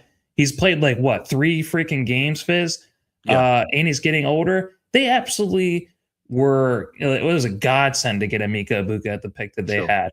So that I just say first round, though, I don't think people expecting them to take a receiver first round is what I'm trying to say. But if you get an Emeka Egbuka, yes, you do it, right? I don't think they would have did it for any other receiver. So I'm with you on that. Yeah. But I'm not we already had this discussion with Mike. I'm not worried about this team going into next year. If they miss the playoffs, that's fine. It's they miss it with 1 year. They need to reach that year, yeah. I think they need to invest back on the offensive line and also just really invest on the defensive side of the ball. I think they do have enough talent on the offensive side of the ball as far as playmakers go. They have a hell of a trio at RB. They have a hell of a wide receiving core. Even if Mike Evans and Chris Godwin will come back next year, but even if Mike Evans retires, I still think they have enough weapons for Baker Mayfield. They just need to keep them upright, Fizz. But on the Carolina side of the ball, Wouldn't that be crazy if they get to play again against the Rams? Because they gave them a loss. Be honest, Rob. I don't think the Rams want to play Carolina. I don't think nobody wants to play Carolina. It would be in Carolina too. I think a lot of these teams, the wild card teams, a lot of these top teams don't want to play them, bro. They so like inspirational, like the Houston Texans, right? One of the best defenses. CJ Stroud getting his mojo back. Like you don't want to play them guys, man, on a bad day. The Carolina Panthers right now, they don't have the best roster. They don't have the best philosophy. They don't have this, but they got inspiration, bro. You look at Bryce. This is the best Bryce I ever seen, man. This is the happiest I seen the guy. He walking around, clapping and cheering. This is what we wanted Kyler Murray to be in Arizona. That's a whole nother conversation. But Bryce, to me, he doesn't have it, but he's getting it. And I think once he gets in that playoffs, if he gets one win, Rock, hey, man, I might call Jake and, man, let him know, hey, big dog, moving to Carolina, baby. Let's go. You know what I'm saying? Like, nah, I ain't moving. Yeah. I'm just saying Carolina right now, I'm with you. The Rams don't want to play them, I believe. You don't want to play against a team, man, that nobody bets on, nobody expects to win. And I think Carolina Panthers have all of that plus more. And they got the running game with Chuba and Rico Dowdle. Yeah. Looks great. And also, too, Tedero McMillan. Like, Nick Patet, baby. He's looked so damn good. Yeah, that's one of the best. He's one of the best rookies this year, Fizz. I mean, who are you gonna? Okay, I got a question for you. Who's gonna win Offensive Rookie of the Year this year? I know because it changes every month. I would have said Travion Henderson last week or 2 weeks ago, but now it's changed, right? Would have said Mbuka 5 weeks ago. Now that changed, right? Could have said Cam Scatterbo at one point. Could have said Jackson Dart at one point. You know, all these guys. By the end of the year, it's going to probably be freaking Tyler Shuckfist if he keeps rattling off wins. I think it's Ted, though, bro. I think a lot of people this offseason said Ted wasn't good. He wasn't this. He wasn't that. Ted, man, is proving and showing people that, bro, I know what I'm doing. Like, I don't know what y'all were looking at, what you thought. And the coach is putting him in position to look good. The same way now, sorry I had to bring this up, Rob. Keon Coleman got benched, healthy scratch again. But the same way Keon Coleman isn't put in the right position to play, I think Ted is actually put in the right position to play. If Ted wasn't put in this position, he wouldn't look as good as he is. So shout out to the coach for doing what he's supposed to do with the guy he drafted. Yeah, and I think when it comes to the playoffs, whether it's AFC or NFC, there is going to be no real pretenders where it's like, remember last year the Pittsburgh Steelers made the playoffs and they got bounced. Like, we knew they weren't. I don't think there's going to be any teams like that in either conference this year. I think every team is going to be like they have a chance to win. I'm with you. I mean, 49ers got 11 wins right now, and they are like the bottom of the bottom. For San Fran, the LA Rams got 12 wins, and they at the bottom. Like, you know what I'm saying? Like, it's gonna be a hell of a playoffs, baby. But shout out my boy Jake, man, always coming through. You got your dub. We're gonna end with this one though, Rock Falls of games, and then we're gonna give a little bit of treats for these teams to see who was the biggest gift for these players. Of these 32 teams of the year. Your boy, Brock Purdy, though, Rock. I'm gonna tell you something. Anybody that played Brock Purdy or anybody on this 49ers offense last night, you might not want to watch this, man, because listen, on a Monday night, Rock, you know how I always had my philosophy? If it's you got to question which player to play, you go with the late night game. This was one of those games where that philosophy held true. If you say, should I play Purdy or should I play, this guy on Sunday? Purdy came out there, 5 TDs, Rock, 5 touchdowns, but he looked good doing it. Now, I know old man Phillip Rivers, shout out to him. He didn't look terrible, but Alec Pierce the ball for sure. He had 2 touchdowns. I thought about you the whole time. I was like, yeah, let's go, Pierce. But let's just be real, man. This Colts team took a drastic fall, man. They were number 1 in the AFC. Jonathan Taylor, MVP / Offensive Player of the Year. It seemed like everything is washed away. And I'm not even sure that it was Daniel Jones leaving because it started before Daniel Jones. Gardner not playing for like the last 3 weeks. Traded 2 first-round picks, bro. Just imagine you traded 2 first-round picks for a cornerback that got hurt and you might not even win a playoff game or even make it. Yeah, but how do you think the Packers feel? They also did the same damn thing.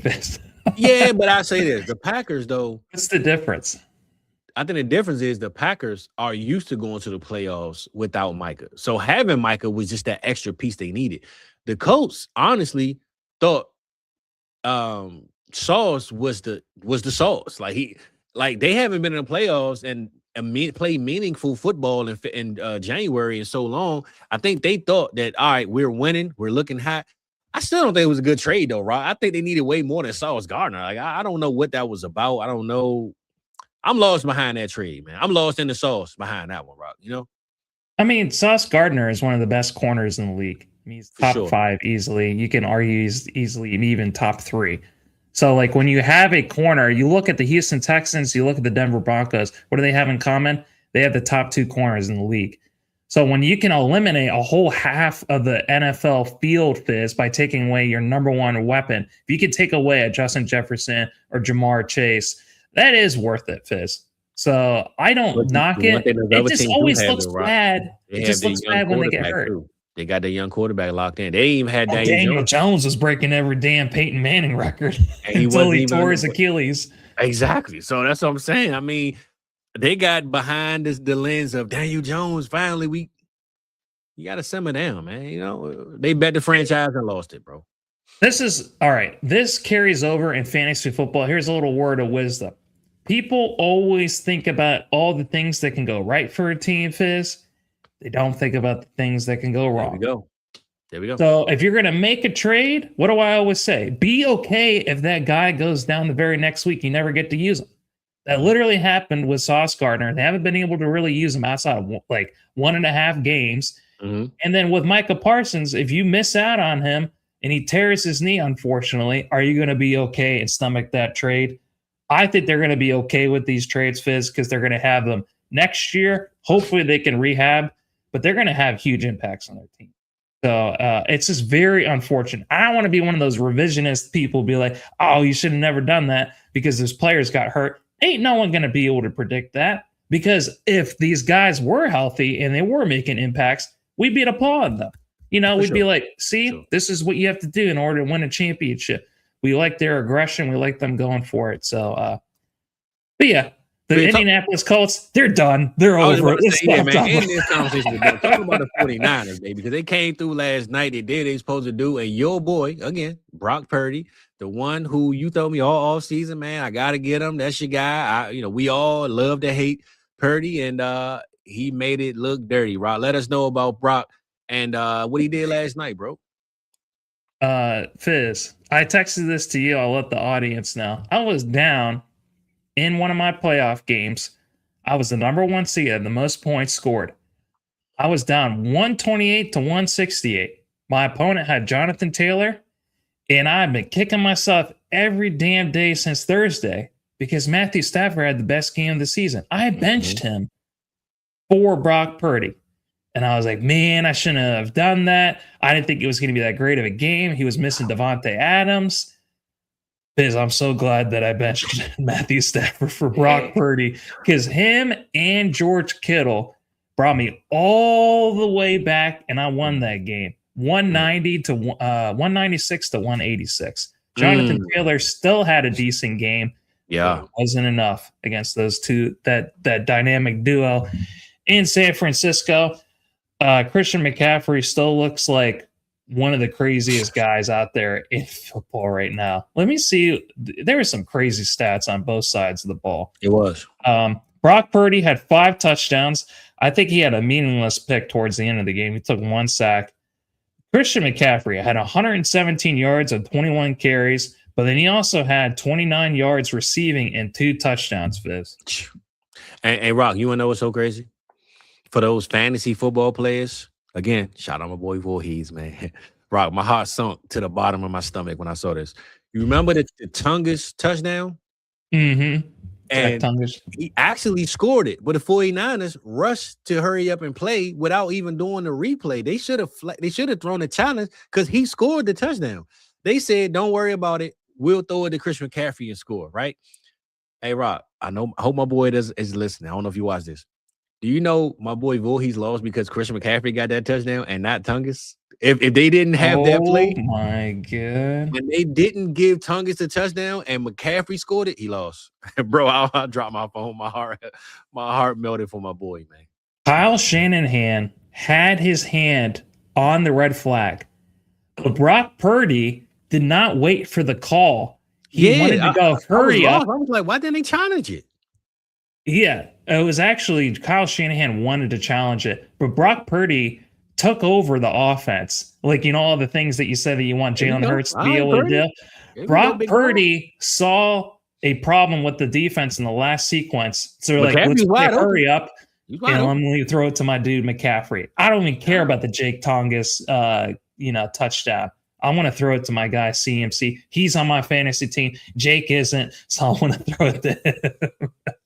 Hey, bro, that's crazy. I'm sorry, bro, but when Tongus scored, I said, good. My boy's in good. He's good. Then when Purdy came back and threw it to McCaffrey, I was like, oh, no.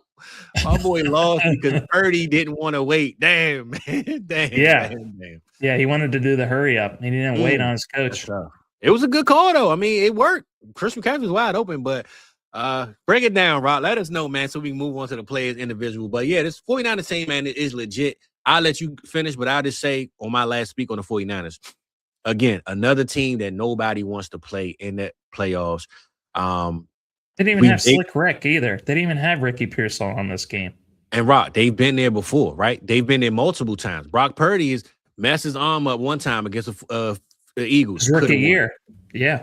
Went to the Super Bowl one time, lost that one. They've been to the show plenty of times. They had the firepower. They had millions of injuries. They got a receiver named Ayuk doing 115 miles an hour in a 30-mile-an-hour zone that wants to be traded. You want to be traded, but you want to be driving reckless. I have a death wish. Jesus. Bro, the man driving 120 miles an hour in a 30-mile-an-hour zone and recording it on Instagram. Like, these young guys, man, please, man. Please get your life together, man. Don't blow these opportunities, baby. But long story short, the 49ers have a whole list of bad things going against them, all the obstacles, and they tend to always show up, man, and show out. And Brock Purdy reminded us of that last night. Go ahead and finish this conversation with the 49ers for me, Brock. Brock Purdy, I mean, if he's playing like this right now, Fizz, I mean, who else would you rather not go up against? Like, who are on a short list? Mm-hmm. You got T-Law, who's really, really good. Justin Herbert just had a really, really good game. Josh Allen, Matthew Stafford, like Brock Purdy, I think is one of those guys that you don't want to go up against in the playoffs. Yeah. Especially if he's playing like this, Well, I say this, man. The end of the fantasy football season is near for sure. We're going to see where these new guys rank because we had a lot of question marks about week 5 and week 6 about where Purdy is. He's hurt. Trevor, trash. We're going to get rid of him. Hey, Rob, it's a new day. It's a new time, baby. I can't wait for the all season. I'll just say NFC playoffs, I think, is a lot stronger. But the AFC might be a little more fun with storylines of new teams that we haven't seen do what we think they're going to do. So I say all that to say, though, Rob, the NFC, AFC playoffs will be good for us. Can't wait for it. But let's get into these conversations about some of these gifts, brother. I wish I had individual players. So what I did was, if you excuse me, my brother, let's boom. Okay. All right. Christmas tree time. Let us know about the gifts. Let us know where we at with it, brother. Okay, let me pull up because you want to start on the AFC side or NFC side? It's up to you. I just say for those that's just watching, we finished the games for the week. You got anything you want to talk about a game, let us know. But I actually have a couple of little stat lines as well for certain players. I'll wait till we get to those teams. But kind of give me a breakdown of whatever you want, bro. Let's go AFC and then close with the NFC. Okay. Let's go with I just brought it up in alphabetical order, Fizz. You want to start with the Arizona Cardinals? Cool. Yeah, we can do it that way. Okay. What are the Arizona Cardinals? What was their gift this year, Fizz? Well, they have two gifts, you ask me. Trey McBride is the everlasting gift, right? He's the light, the star on top of the Christmas tree.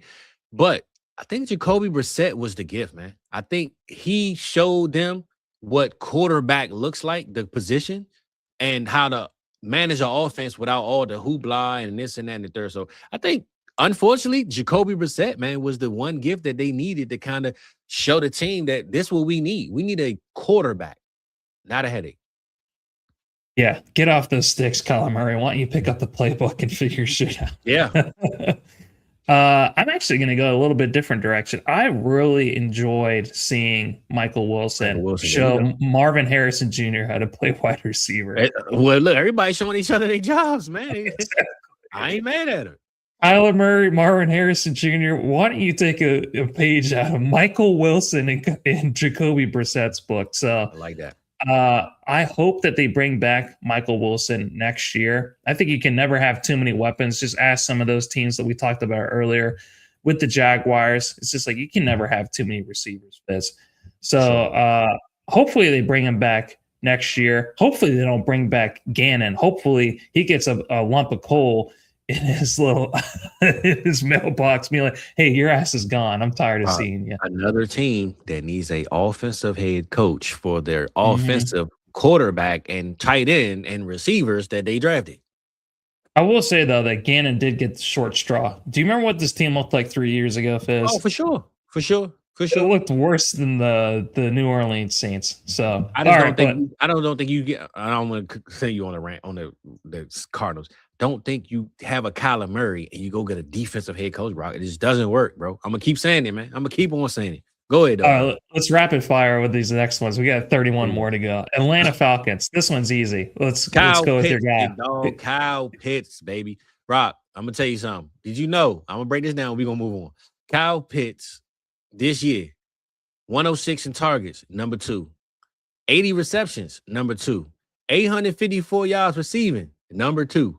155 fantasy points, number 2 at tight end, baby. My boy is number 2 behind Trey McBride in every category this year. Shout out Kyle Pitts, big dog. Huh? That's awesome. Yeah, I have nothing else to add to that. Carolina Panthers, Fizz. How about we get them into the playoffs? Wouldn't that be the ultimate gift? That'd be love. So absolutely love seeing Bryce Young have a smile on his face. He's not crying on the sideline because Andy Dalton took his job. So. And I think, honestly, no knock on the Bucs, but I think the storyline will be better with the Panthers. I think the Bucs need a break, man. Let's hand it over to the Panthers, man. Yeah. Baker Mayfield, you got a lot of injuries. Just take a little rest in January. Facts. All right, Chicago Bears. Ben Johnson, big dog. Ben, baby. He handled business, man. He did what he's supposed to do. He got them boys where they needed to be. Shout out Big Ben, man. He doing his thing. Yeah. And for me personally, getting $100 from you because I still have not forgot about that bet that you made 2 years ago about them making the playoffs. That's before they had Ben Johnson, bro. I told you as long as Matt. Look, coming into the year, I picked the Bears to go in the playoffs. How you gonna say I lost a bet and I told you they go and go? I told you that. I don't remember any of those qualifiers. I guess I didn't read the fine print at the end. I even picked them to go to the playoffs. How I pick them and then bet you they weren't gonna make it? Come on, man. You sound like Willy Wonka right now. They don't have an offensive coach. Come on, Rob. You sound like Willy Wonka right now. You drink the fizzy drink and you lose. Good day, sir. Well, I'll give you 100 Robux. All right, go run down Roblox and I'll hook you up, brother. All right, we're on D right now, so it's Dallas Cowboys. What do they have to be? What was their biggest gift this year? I think it's easy, Fizz. George Pickens. George Pickens. It's GP. 100%. Hopefully he comes back next year. He's looked like one of the best wide receivers this year. Yes, sir. 100%. All right, Detroit Lions. What do you think it's going to be for them? I think not making the playoffs is their biggest gift because they see what they need to do and next year they address it. Whatever that is, though. I think they learned something this year and gained something from it. What is it? An athletic trainer that's going to keep their players healthy, Fizz? What is that? Well, Dan Campbell took over the play calling. Remember, Dan Campbell took over the play calling. Then they lost Brian Branch. I mean, they had a lot of things. Last year, they had the most injuries on defense. Fizz, they do it again this year. They also have the most injuries on defense again this year. So the gift to them is to get a new medical staff, man. Stop drinking the water. Stop drinking the water in Detroit. I don't know. Get this boy some milk. Stronger bones. Exactly, man. I think the gift for them, though, Rob, like I said, I think they need a reset. I think we thought they were coming into the season as top team in NFC North. So the gift to them is, to me, looking in the mirror saying, damn, we got competition now. We ain't the best. So the gift is that, hey, y'all go ahead and compete. We out of here. Next year we will be back. So the gift is I'm sad the Lions aren't in the playoffs, Fizz. Hey man, Ben Johnson is here, baby. They have to face up against now their new arch rival in Ben Johnson. Yeah, man. Yeah. Oh my god, it sucks. I will say Isaac Tesla because he gets like 20 catches and 10 touchdowns. So every other time catch he catches the ball is a touchdown. For those that don't know, it's Isaac Tesla, right? You got to add the la on the end. Every time he get the ball thrown to him, it's a touchdown, though. All right, Green Bay Packers. Well, I was gonna say Michael Parsons, but I'll say this. I still say it's Michael Parsons because they paid what they paid and they lost him, but they still have him. He ain't gone for forever, right? It ain't too many teams that could have got Michael Parsons from the Cowboys. So the fact that you got him 1 year, all right, cool. We don't have him, but we still have him for another 3 or 4, and we signed him, got him locked in. So Michael Parsons is definitely the gift, even if that wrapping paper is kind of ripped up a little bit, you know? Yeah, it's unfortunate. I would have said Tucker Kraft or Micah Parsons. Both of them are hurt. So that's the gift for next year. How about 2026? There we go. All right. LA Rams. I'm going to say it's the immortal chamber because that's the reason why Matthew Stafford is having an MVP season. Puka Nacua could have had 4 or 5 touchdowns in that game, Fizz. He got stopped in the 1 yard line twice, and Matthew Stafford missed them for like another 45-yard touchdown in the first half. So, I think you missed. Well, I'm gonna give you your gift to Stafford. My gift is Devontae Adams, bro. Without Adams, I'm not sure they would be considered the number 1 team in the NFC. So it's got to be Adams to me for sure. Yeah. Such an amazing gift. Devontae Adams looking like one of the best wide receivers, easily the best red zone threat in the NFL. Him and Matthew Stafford are unstoppable. But shout out to the Immortal Chamber. All right, Minnesota Vikings, Fizz. Not JJ McCarthy. I think their gift is losing games that they need to lose because now they're seeing what they need to see. They got a higher draft pick, and maybe they address something this offseason, right? I think if JJ would have looked okay, it still wouldn't have answered the questions. Him looking as bad as he looked and the offense just being putrid, maybe O'Connell goes back to the drawing board and say, all right, this ain't work. So I think them breaking down the structure of this team is a gift for them. Because Sam Darnold muddied up the waters being so good that maybe they really weren't as good as we thought. Sam Darnold was just what they needed at the time. I think a reality check is the gift for my Minnesota Vikings. I'll just say that. I'll say it's their coaches. I mean, between Brian Flores and Kevin O'Connell, it's just like that's one of the best 1-2 punches in the NFL. Well, Brian Flores I think he's a free agent this year, man. They gonna bring him back. He'll get come to Dallas, baby. I'm just saying, if you want to come over here, Flores, hey, our quarterback ain't Tua, baby. You can cuss him out. He ain't mad at you. Do you think he would leave just to become another DC? He's only going to leave to become a head coach or in college. That's basically it, right? The money's right. Anything can happen, you know? With that paper right, baby. Get that Jerry Jones I'm gonna say this, right? And we can move on. Would you stay in Minnesota looking at the team? Or would you go to Dallas looking at that team, knowing that that defense could be a little structured more and the offense being better? What would your pick be if you were Flores? And I could stay in Minnesota, or I can go to Dallas with this defense and 2 first-round picks and the offense. You know what I'm saying? Like, what would you think he would do there? He'd probably ask his wife and just be like, hey, you want to move to a whole other city, take all of our kids out of our school, and maybe go to you know what she gonna say? I don't want no snow blowers. I don't want to do none of this shit no more. Let's go to Texas, eat some toast, baby. Hell yeah, I want to go to Texas. Yeah, that's actually a pretty good point. That's what I'm saying. So come on, hook it up, man. All right. How about New Orleans Saints? I think this one's easy. I think it has to be Kellen Moore, right? What the shuck, baby? It's what the shuck. I want to go with Kellen Moore. Kellen Moore being that offensive genius to make Tyler Shuck look like one of the better QBs over the last month, Fizz, to completely turn around. I think get that franchise really going. I think they might be a year ahead, Fizz. I thought this was going to be like a 2 or 3 year rebuild. Mm-hmm. Would you be surprised if they're playing like the Carolina Panthers by the end of next year, Fitz?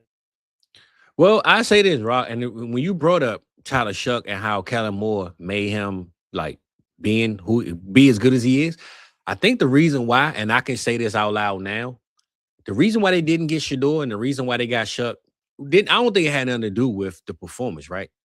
I think maybe Kellen Moore relates to Shuck because we look at Shuck as one of those guys, like you said, we didn't think nothing of this dude when he came in. I think Kellen Moore wears that same jacket. A lot of people don't care for him. They think, he's just a passive guy in a sense. A Shador would have brought so much noise that maybe a young coach like Kellen Moore wasn't ready for that. Tyler Shuck is who he needed because he knew he can get to Shuck a little bit more than maybe he could have got to Shador. And I think that marriage or whatever you want to call it is the reason why Shuck is there. Didn't see it on draft day. Still don't kind of agree with it, but I understand it if it works for Kellen Moore, and it's working. You got to have people that you trust that you're going to go into battle with, Fizz. And relatable, bro. You got to be able to relate to your guy. And I think him and Shuck, man, they look like, they could be relatable. They both underdogs in rooms they walk in. Let's just say that. Yeah. I really want to give a shout out to, did you see that quote about Chris Olave? That he was very much contemplating retirement because of all those concussions. He's played a whole season. He hasn't missed any games.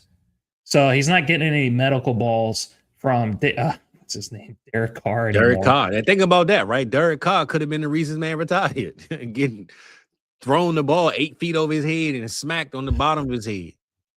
So I think they get 2 gifts. I think they get Kellen Moore and they get a full healthy season from Chris Olave. He's not, paralyzed on the freaking field. So it's just like, I'm glad to be able to see that. Let's get him paid, baby. New York Giants. This one's easy, I think. Well, you going to say Dart? That's your pick? Yeah, they finally have a franchise QB in Jackson Dart and Cam Scabba. Hopefully he comes back right next year. Between those two and Malik Neighbors next year, Fizz, that's going to be one of the most fun to watch storylines of 2026. Well, I'm going to say they give this year, it's Jameis Winston, big dog. I think it's J-Mo, man. Yeah. The reason why I say that, though, and I'm not just being a homer, which I kind of am, if Russell Wilson was just there and no Jameis Winston, I don't think we get the Jackson Dart that we got. I think Jameis kind of groomed and helped and motivated Jackson Dart to be where he is.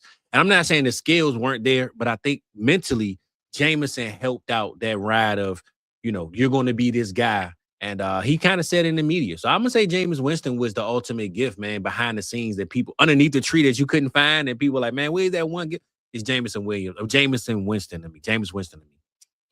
And also, too, remember that game against Detroit where not only did he moss a defender, but also put the spin zone on one of those other guys to get those touchdowns. That's my boy right there. Yes, sir.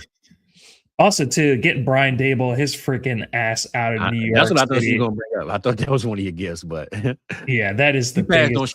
So F him, man. All right, that's the gift that keeps on giving. Let's get Dable out. All right, Philadelphia Eagles. And don't talk about that Easter bunny they put into the locker room that AJ Brown then popped. Did you see that? Rod, it's going to sound crazy, but I think the gift for the Eagles is the rest of the NFC sucked this year. I think that was their gift because they didn't look as good as we thought they would look. You're talking about the NFC East, right? Not the whole NFC East. Yeah, NFC. I'm just saying they didn't have the competition that they could have had if the Commanders played like they played, if the Cowboys did. You know what I'm saying? So I think the gift for the Eagles is that the rest of the division was trash and they got a chance to just get through in a sense. Yeah. Yeah. There hasn't been that much positive talk about the Philadelphia Eagles this year. All we keep talking about is how they've taken a huge step back. They really messed Kellen Moore on the OC side.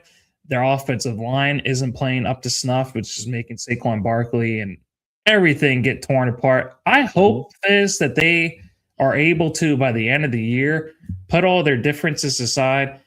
AJ Brown comes, and supports his QB, and that they just get it figured out, Fizz. That's the main thing that I really, really want. So I want to say camaraderie and teamwork. That's what I'm hoping that our ultimate gift is going to be. So they could put all the hate, all the negative narratives to rest. But yeah, it is hard to argue. I mean, when you have the Giants and the Commanders, Cowboys in your division. Yeah, I think that was the gift, bro. Bad division. San Francisco. Kyle Shanahan, CMC. baby. He figured it out. Kyle Shanahan. Yeah. He figured it out, bro. He lost everybody. Lost Pearsall, Ayuk tripping, Kittle got hurt. 3 best defenders on, yeah, offensive line, green line, yeah. Everything broke, and he kept the glue and the pieces back, and they are here in the playoffs. So Kyle Shanahan is the ultimate gift.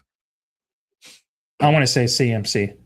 I mean, what other RB has looked as great as he has the entire season? Jonathan Taylor was running away with it. He looked like an MVP the first half of the season. That's gone. That's fizzled out. CMC has looked unstoppable the entire year. With you. Seattle. Are you going to say Sam Darnold? Are you going to say? I think it's Sam Darnold, bro. I know Jackson Smith is who he is, but he wouldn't be that, I don't think, without Sam Darnold. I think if we had another quarterback there, he might spread. And now, granted, Jackson Smith is a dog, right? So that sounds crazy to say. But I think Sam Darnold literally throws the ball to him and only him all day anyway, and it kind of propelled his, stats. So I'm going to say Sam Darnold, man, because without them, Jalen Milroe, what he had done with Sam Darnold's doing, I don't think so. So I'm going Sam Darnold, man. Sam Darnold. I'm still waiting. Sam Darnold. I'm still waiting for them to unlock Pandora's box with the Jalen Milroe experience. I'm going to say Clint Kubiak.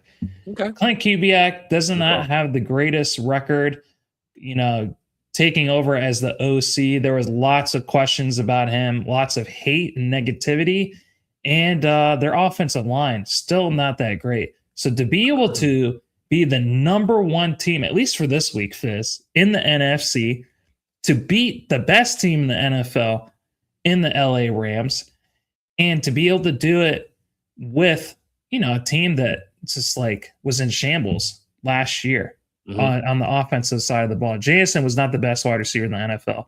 Kenneth Walker and Charbonnet were running for their lives, mostly behind the line of scrimmage. They were getting tackled. Just to see everything get put into place, major props to Clint Kubiak. There we go. I'm with that. I believe that. Tampa Bay. Man, we just talked about how bad things have gone for them. And Buka, man, they took him, like I said, first round receiver, which I didn't think first they needed a receiver in the first round, but he fell to them. They had to take him because of the talent, and it worked out for him. So it panned off a little, it wasn't as like it was started, but we know they have him for a long time, and things will get better. So JSN, Jackson Smith, and Jigba. I mean, not Jackson. What am I talking about? And Buka. These guys went to Ohio State. They don't all look alike, but damn if they ain't all good, right? Yeah. Emeka and Buka, though, man, he is the gift for this team ultimately for sure, 2025. Yeah, and I want to give a shout out to Mike Evans. I think Mike Evans is definitely he didn't have to come back this year. This is very likely going to be his last year, but when he plays, dude, there is no other wide receiver like him. Look good. So to be that consistent, to put up 11 straight 1,000-yard seasons, Fizz. Yeah, I think it's pretty incredible. Think he need if he can get 390 yards in the next each game for the next game, he can still get those. Yeah, that's going to be really, really tough. He had to get it last year on the last play of the game. So for sure, he got it though. Yep. All right, Commanders. I think the gift for them was losing. Like I told you before, bro, last year they weren't going to make the playoffs this year. I think that team just won because the momentum, right? Everything was fresh. It was new. It was this. This year they saw the man in the mirror, the reality of this team is old. We don't have the young pieces that we need, and we just need to rearrange some things. So going into next season, I think they have that vision, and they'll be way better than they were this year.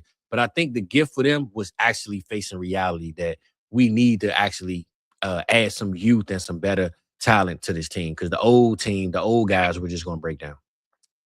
Yeah, good luck to them to being able to do that with no draft picks. All right, that was the NFC side, Fizz. What about Baltimore? I sound crazy saying this, but I'm gonna say the same thing, man. Not making the playoffs, right? Looking at the philosophy not working and having a reality check and saying, all right, man, we need to reset something. I don't know what it is, but we need to change something. Get over this hump. The best lessons that you learn are from your mistakes and when seeing how things don't go right. So I couldn't agree with you more. I think Eric DeCosta is going to take a very long, hard look in the mirror, figure out what this team needs. Yeah. Buffalo. I think it's James Cook, right? James Cook. Paying James Cook, right? Because you almost didn't pay him what we thought. I even took Chuba Hubbard over James Cook in the draft because I thought I was scared they weren't going to pay him, man. Oh my god! Yeah, he's top 3 in every major category for running backs, including leading the league in rushing, 1,500 plus yards. I think it's James Cook easily. Cincinnati. Another year of failure. I think looking at themselves in the mirror and said we cannot keep doing what we're doing, right? Leading the league in points and scoring all these points and not playing defense and not winning games. It's not a formula. It doesn't work. So them losing again is a gift, but they keep losing and they're not checking the gift. So I don't know what they really are, but I think them losing again and with this broken philosophy of scoring points and not playing any defense is a good reality check, I think, for them every year until they fix it. Yeah, I think it's easily Joe Burrow. Joe Burrow, whenever he's on his game, he looks like one of the best QBs easily in the NFL, and they just put belt to ass this past week. So he say he wanted to have fun this week, so maybe he should keep having fun. Yeah, if you're not going to be able to win, you might as well at least have fun. Yeah. Cleveland Browns. Guy, right? Shador Sanders, baby. And the reason why, it's not even just because of him being Shador, but it is in a sense. I think he rattled the room. He shook up the locker room. He shook up the management, the ownership, the fans, the everything. I don't know what their future looks like at quarterback because Deshaun Watson, they even added him back to the 53-man roster recently. Don't know what's going to happen. I just know Shador proved them wrong, and he showed them that, hey, man, I know what I'm doing at this quarterback position. I just need a little bit of help. So I think it's ultimately Shador. He has the locker room. He has the fans. And I don't even know if you saw this, Rock, but when he left the game because of his pinky, the crowd was booing. But I heard the announcers say they booed because they thought that the team benched him, but he didn't bench him. He was hurt. But they were so mad that he got out the game. So, yes, it's Shador Sanders. For me, it's Myles Garrett. He's one sack away from breaking the record, and he's the only reason why, outside Shador, that this team is even watchable. So 100%. And think about this. Everybody tuned in to watch a defensive lineman. That's crazy. Yeah. Right? Yeah. Denver Broncos. Defense. The entire defense. All 11 guys on the defense. I'm going defense for this one. Yeah, and they're number 1 in the NFC. Thanks to that defense. Thanks to Sean Payton. AFC, yeah. Yeah. So shout out to them. Houston, I think you could say the same thing. It's defense. I'm going to say the same thing. Houston defense. Indianapolis. Let's say, man, giving us the greatest storyline that we have seen this entire year. I think that one's easily it because everything else that's happened doesn't matter anymore, unfortunately. So I think Phillip Rivers. Yeah, I'm with you. Jacksonville. Is it Mr. Duval? Liam Cohen. Yeah, right? Liam, man. Liam is the guy, bro. He's unlocked the code, man. He's unlocked the safe on the money man over there. With Trevor Lawrence. Yeah, I think that has to be it very easily. Kansas City, Mr. Voorhees' team. Mr. Voorhees, if you're still in here, tell us what you're thankful for with this team. What's the biggest gift? Well, I'm gonna be honest. He's glad they're losing. He even told remember I told you this early in the season. Fans don't want to win. I said this. You was like, bro, there's no way. And you were right, though. No way a competitor like Pat Mahomes should want to lose. I remember we had this conversation. Yeah. My boy Voorhees said, bro, this year I don't want to win. We don't have the team. He was preaching this all season. They don't want to lose in the playoffs. I understand. It's too heartbreaking to lose in the playoffs. I'd rather not even make it to the playoffs. I understand that. And I say this, though, Rock, think about it. When you've been to so many Super Bowls and won, it's okay as a fan to say, hey, we got all these rings. We ain't tripping off one year. Like a lot of teams tend to forget. They barely make the playoffs or the championship. So their heartbreak starts early. The Chiefs have gone so many times, it's okay from a fan base to say, everybody's coming to you, hey, the Chiefs lost. Just hold up your rings. Okay, we lost. We won all these other ones, though. You know what I'm saying? So it's okay to take 1 year, bro. It's okay, man. Sorry. Yeah. This one's going to be really tough, is the Las Vegas Raiders. The gift is firing Chip Kelly. That's for damn sure. And I think the gift for this team, Rock, is the young Genty and Brock Bowers. I was about to say it's the young guys, Brock Bowers and Genty, man. You have a future that you see. It's bright, it's shining, man. You just need to get the right coaching and the quarterback, and you at least will compete. I'm not sure when these, big games in this tough division, but you will compete next year with one quarterback and one coach that know what they're doing. Yeah, you only need the two hardest freaking things to find, Fizz. Well, I say it won't be hard to find if the coach sees this roster and says, I got these two, I can work with this. I'm just saying the right coach can. It's up to Brady and Al, not Al. What's his son name? Al Davis, the spirit of Al Davis. Yeah. Don't know he's still running around there somewhere, man. It's his son. Just call him Mr. Davis. How about Lil Davis. Yeah, Lil Davis, man. We need him to make the right choice. But I think this job won't be hard to fill if they fire your guy for sure, Pete Carroll. Stop taking advice from Tom Brady. Los Angeles Chargers. The gift for them is having offensive linemen on reserve every 5 plays because they lose one every 5 minutes. So I think the heart. I say the heart, man. They got a heart because they lose offensive lineman. Justin Herbert broke his hand. Running back Hampton has been hurt. Everybody that's went down, they had someone to come in and step up. I think this team got a lot of heart. So I'm gonna say the heart. Right? They got the heart. I think they get that heart from Jim Harbaugh. 100%. He's a heartbeat. Yeah. So I think Jim Harbaugh and Justin Herbert taking that next small step forward to be one of the elites. I think it's shout out to both of them. They haven't stopped fighting despite all the excuses they could have, and they're one of the best teams in the NFC or AFC. Miami Dolphins. Shout out Scribbles. He won the number 1 pick as the gift for the Raiders. I went you on that one to go. Miami Dolphins. I think it's easy. Actually, there's two. There's two guys. I think it's go ahead. You tell me because I don't know, bro. It's Achane and it's Mike McDaniel. Mike McDaniel, we all wanted to have his ass fired by the first month and a half of the season. He's completely turned around this team. He's going to be back for next year. Tua, it was his damn fault. It was him and the GM, Fizz. Remember I was saying that towards the beginning of the year? Well, the GM's already gone, and Tua, they benched. He's the third-string quarterback. He's behind Zach Wilson. And you talked about familiarity.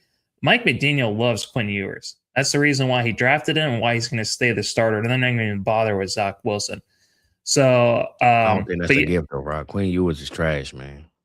Yeah, that's why I said the coach and Achane. Achane. Okay. So him going up, he beat the Bills, Fizz. All right, well, I'll say this. I'm going to let you finish and I'll give you my gift in Miami. And Achane's looked like one of the best RBs in the NFL. He's completely impervious to his surroundings. It does not matter. He could be that gift of that guy, the dog, where everything's on fire around him and he says, I'm fine. That's Achane right there. He is fine. It don't matter. So he could still get over 100 yards and 2 touchdowns every week. So, well, my gift for Miami is nice weather, brother. I don't have nothing else to say about this team, man. Let's just move on. New England Patriots. Mike Vrabel, brother. The Patriots way. I'm gonna say this. They went got ex-Patriots to come coach the team currently, and I think that was the formula. The Patriots way. Yeah. Drake May taking a huge step forward into the elites, being one of the front runners for MVP. Absolutely love that. Seeing Steph Diggs out there catching passes from him and Trevion Henderson look like one of the best RBs in the NFL. All right. This one's going to be tough. The New York Jets. What the hell do they have to be thankful for? What was their gift? Garrett Wilson being on that team. But he's been hurt for half the year. He's the only player, bro. Listen, I got a stat line for you, Rock. Do you know Garrett Wilson hasn't caught a pass since October 12th? He's leading his team in receptions. You got receiving yards. Are you serious? He's still leading his team in receiving yards? He's leading the team in receiving yards with 395. And he hasn't caught a pass since October 12th. It's Garrett Wilson. Fizz, I love you bringing out these stats. That was genuine surprise on me. That was the whole point of these stats. I love that. I appreciate that. I'm trying to deliver some gifts too. Garrett Wilson, 395 yards, is the leading receiver and hadn't caught a pass in 2 months. It's Garrett Wilson, bro. He is the gift. He is the franchise. Oh my God. How about the Pittsburgh Steelers? Rodgers, right? Old man Rodgers. Old man Rodgers, bro. I don't think Kenny Pickett would have done this. I don't think Russell Wilson would have done this. I think Rodgers being there, he changed everything, man. Yep. Him and DK Metcalf, I think, have both been great. All right, the last one, Tennessee Titans. Got another stat for you, brother. I was waiting for them. And the reason why I'm bringing this stat up, not just because I want to bring up the stat, but the youth. I'm going to say the youth with this team. Tennessee Titans need to just get younger and grow. They are literally not OKC, but they are on the path of just getting a bunch of young guys and letting them figure it out. They need a head coach that can put it together. But, Rock, that boy DK, who I end up going against this week, I don't know how the hell that happened. But DK became one of only 4 NFL rookies ever with 4 total touchdowns and 2 punt return touchdowns in a single season. Joining, you're going to be surprised with this list, Rock, Tyreek Hill, Dez Bryant, and Eddie Kennison. So Tyreek Hill, Dez Bryant, that's a pretty dope company. And also Cam Ward. Cam Ward broke Tennessee's franchise rookie passing yardage record, surpassing Marcus Mariota in 2015. So how the hell did he do that? He's looked awful. That's why I brought it up, because Rob, who the hell saw that? I didn't even know he passed the ball this year, to be honest. But that show you how bad that team was with Mariota. I mean, they were running the ball a lot with Mariota too, but Cam Ward broke the rookie record, franchise record in passing. So I'll say that all that to say, the gift for the Tennessee Titans is the youth, the young guys, DK, Tajay Spears. I know he might be a free agent this year, I'm not sure, but he had a hell of a couple of weeks. And just get the old guys out of here, man. It's over with for the Tony Pollards, the Calvin Ridleys. If you 30 years and up, get out. It's just time for the young guy movement, man. It's time for the youngest to come through, man. Yeah. Nothing else to add there. I love Cam Ward. I just hate that he became a Titan. Yeah. Well, you know, it happens when you want to be the number one. You go to the worst team in the NFL, right? You want to go number one. Be careful what you wish for. Exactly. That's why on draft night, Rock, I preach this all the time. It's not about the landing number. It's the landing spot, right? Everybody want to go number one. You want to show, yes, I'm number one. Cool. It's not the slot. It's the spot. How about that? 100%, baby. Rock, everybody wants to brag about being drafted number one. And in 4 years, that number one player is most likely the one that's in disarray. His career hasn't taken off. But that guy that was drafted later on in the right spot, Pro Bowls, Super Bowls, MVPs. That's how it works. I saw a crazy stat where I think every number one overall pick from like the last 8 years all won this week. You got Joe Burrow. You got Bryce Young. You got Cam Ward, Trevor Lawrence. Yeah. That's a good one. Damn. All right. I see you, man, pulling out the head. I ain't mad at you, man. You trying to one up me. I ain't mad at you. Nah. I got to get the last stat. I ain't mad. Well, we're going to close out with the gifts up here, man, because we want to, holler at the people. We want to come here. Good old, I guess, Christmas special in a sense, if we can call it that. But I'll just say, we may pop back on tomorrow. We'll keep y'all posted on that. Just keep your notifications on. If you see it, join. If not, have a good Christmas. But I'll just say, Rock, to close out this conversation, I think we do have one more. Yeah, we had one show before the New Year's comes, so we ain't got to worry about saying Happy New Year's. But Merry Christmas to the people, man. Y'all have been the gift for the ones that's here, the ones that's still here, and the ones that started and tuned out.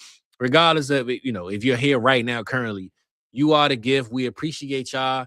Always tapping in, staying locked in with us, man. Leaving the comments. I think one show, right? We got to do a celebration for the people, man. The ones we see, we just got to, leave your name in the chat, and any question you have, we'll answer it. Like, it could be about anything. I think we had one of those shows where it could be about anything: football, basketball, cooking. I don't give a damn what it is.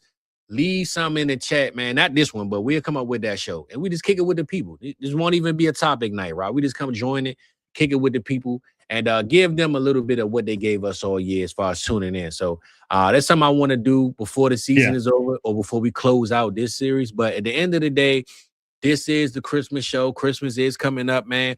What's something you looking forward to on Christmas, Rob? What's on your list? I don't know if your wife listening, but I don't want you to spoil nothing. But let us know what you looking forward to on Christmas Day, brother. I think the thing that I'm most looking forward to is seeing everyone's face when I pull out that prime rib fist. Oh, that gotta be food. I forgot about that. That's right. That's right. I ain't mad at you. It's going to be like a 3-day process, Fizz. I already taken it out of the fridge. I'm going to salt it. I'm going to let it sit in the refrigerator so it gets a nice crust on the outside. And I'm going to cook that baby for the whole damn day on Christmas Day. Okay. And that's going to be really, really good. So I'm really looking forward to seeing everyone around the dinner table with their plates full, going back for seconds, maybe even thirds, Fizz. And yeah, me and my wife, we have lots of different gifts that we're excited to give to each other and to our friends. Got a lot of amazing gifts, Fizz, from all my amazing friends. So yeah, I'm a big gift giver guy. I love giving them and receiving them, and just thinking about other people to show them, hey, I thought about you, and here's this nice ass gift that other people could be jealous of. That's what I like being able to do. How about you? Ain't nothing wrong with that, bro. Well, this year, man, I'm gonna do my first. This is my first year cooking on Christmas Day. We just go to my mother's house, have a little, thing, and then we come back home. But this year, I already told moms, we're going to go to your house early, but I'm coming back home, bro. So I got me some teriyaki, a little bit of this, a little bit of that, meatballs. I'm cooking up some turkey meatballs. I'm going to have some seafood macaroni and cheese. I got the mashed potatoes. I'm working on my green. I don't know what I want that to be.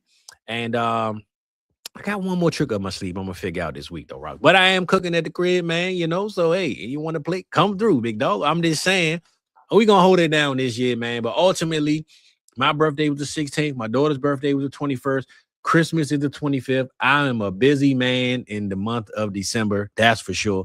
So, I'm just looking forward to, finishing out, closing out, man, with kicking it with the family and having a good time, unwrapping gifts. So, hopefully we get that plus some good football because there is football games going on as well.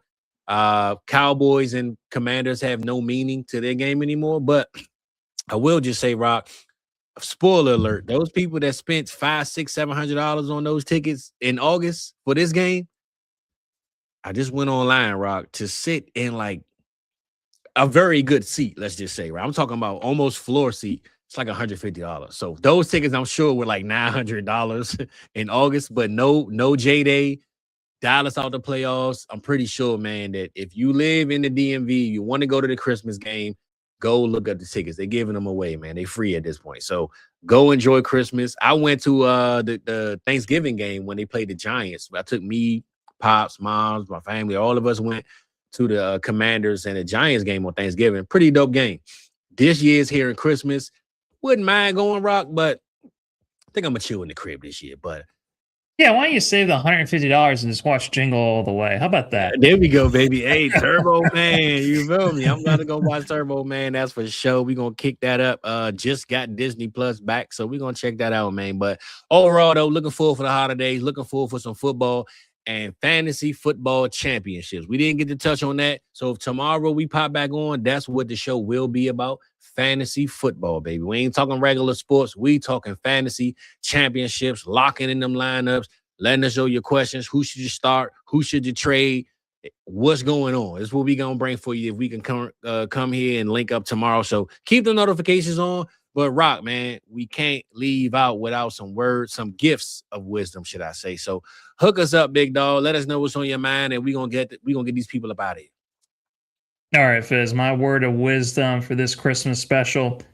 Life has become immeasurably better since I have been forced to stop taking life so damn seriously.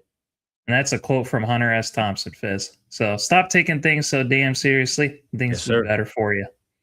I'll just say this, Rock. The one thing you should take serious is yourself. Everything else will come into place, but take yourself serious. You feel me? Wake up, make sure you do what you're supposed to do, and everything else is going to do what it's supposed to do. So I like that call. Good word. And hey, man, what's how we going to close out, big dog? So any last words before we close out? Yeah, Merry Christmas, you filthy animals. We'll see you next week. I wasn't ready for that, big dog, but we ready now. We appreciate you. We out of this thing, huh?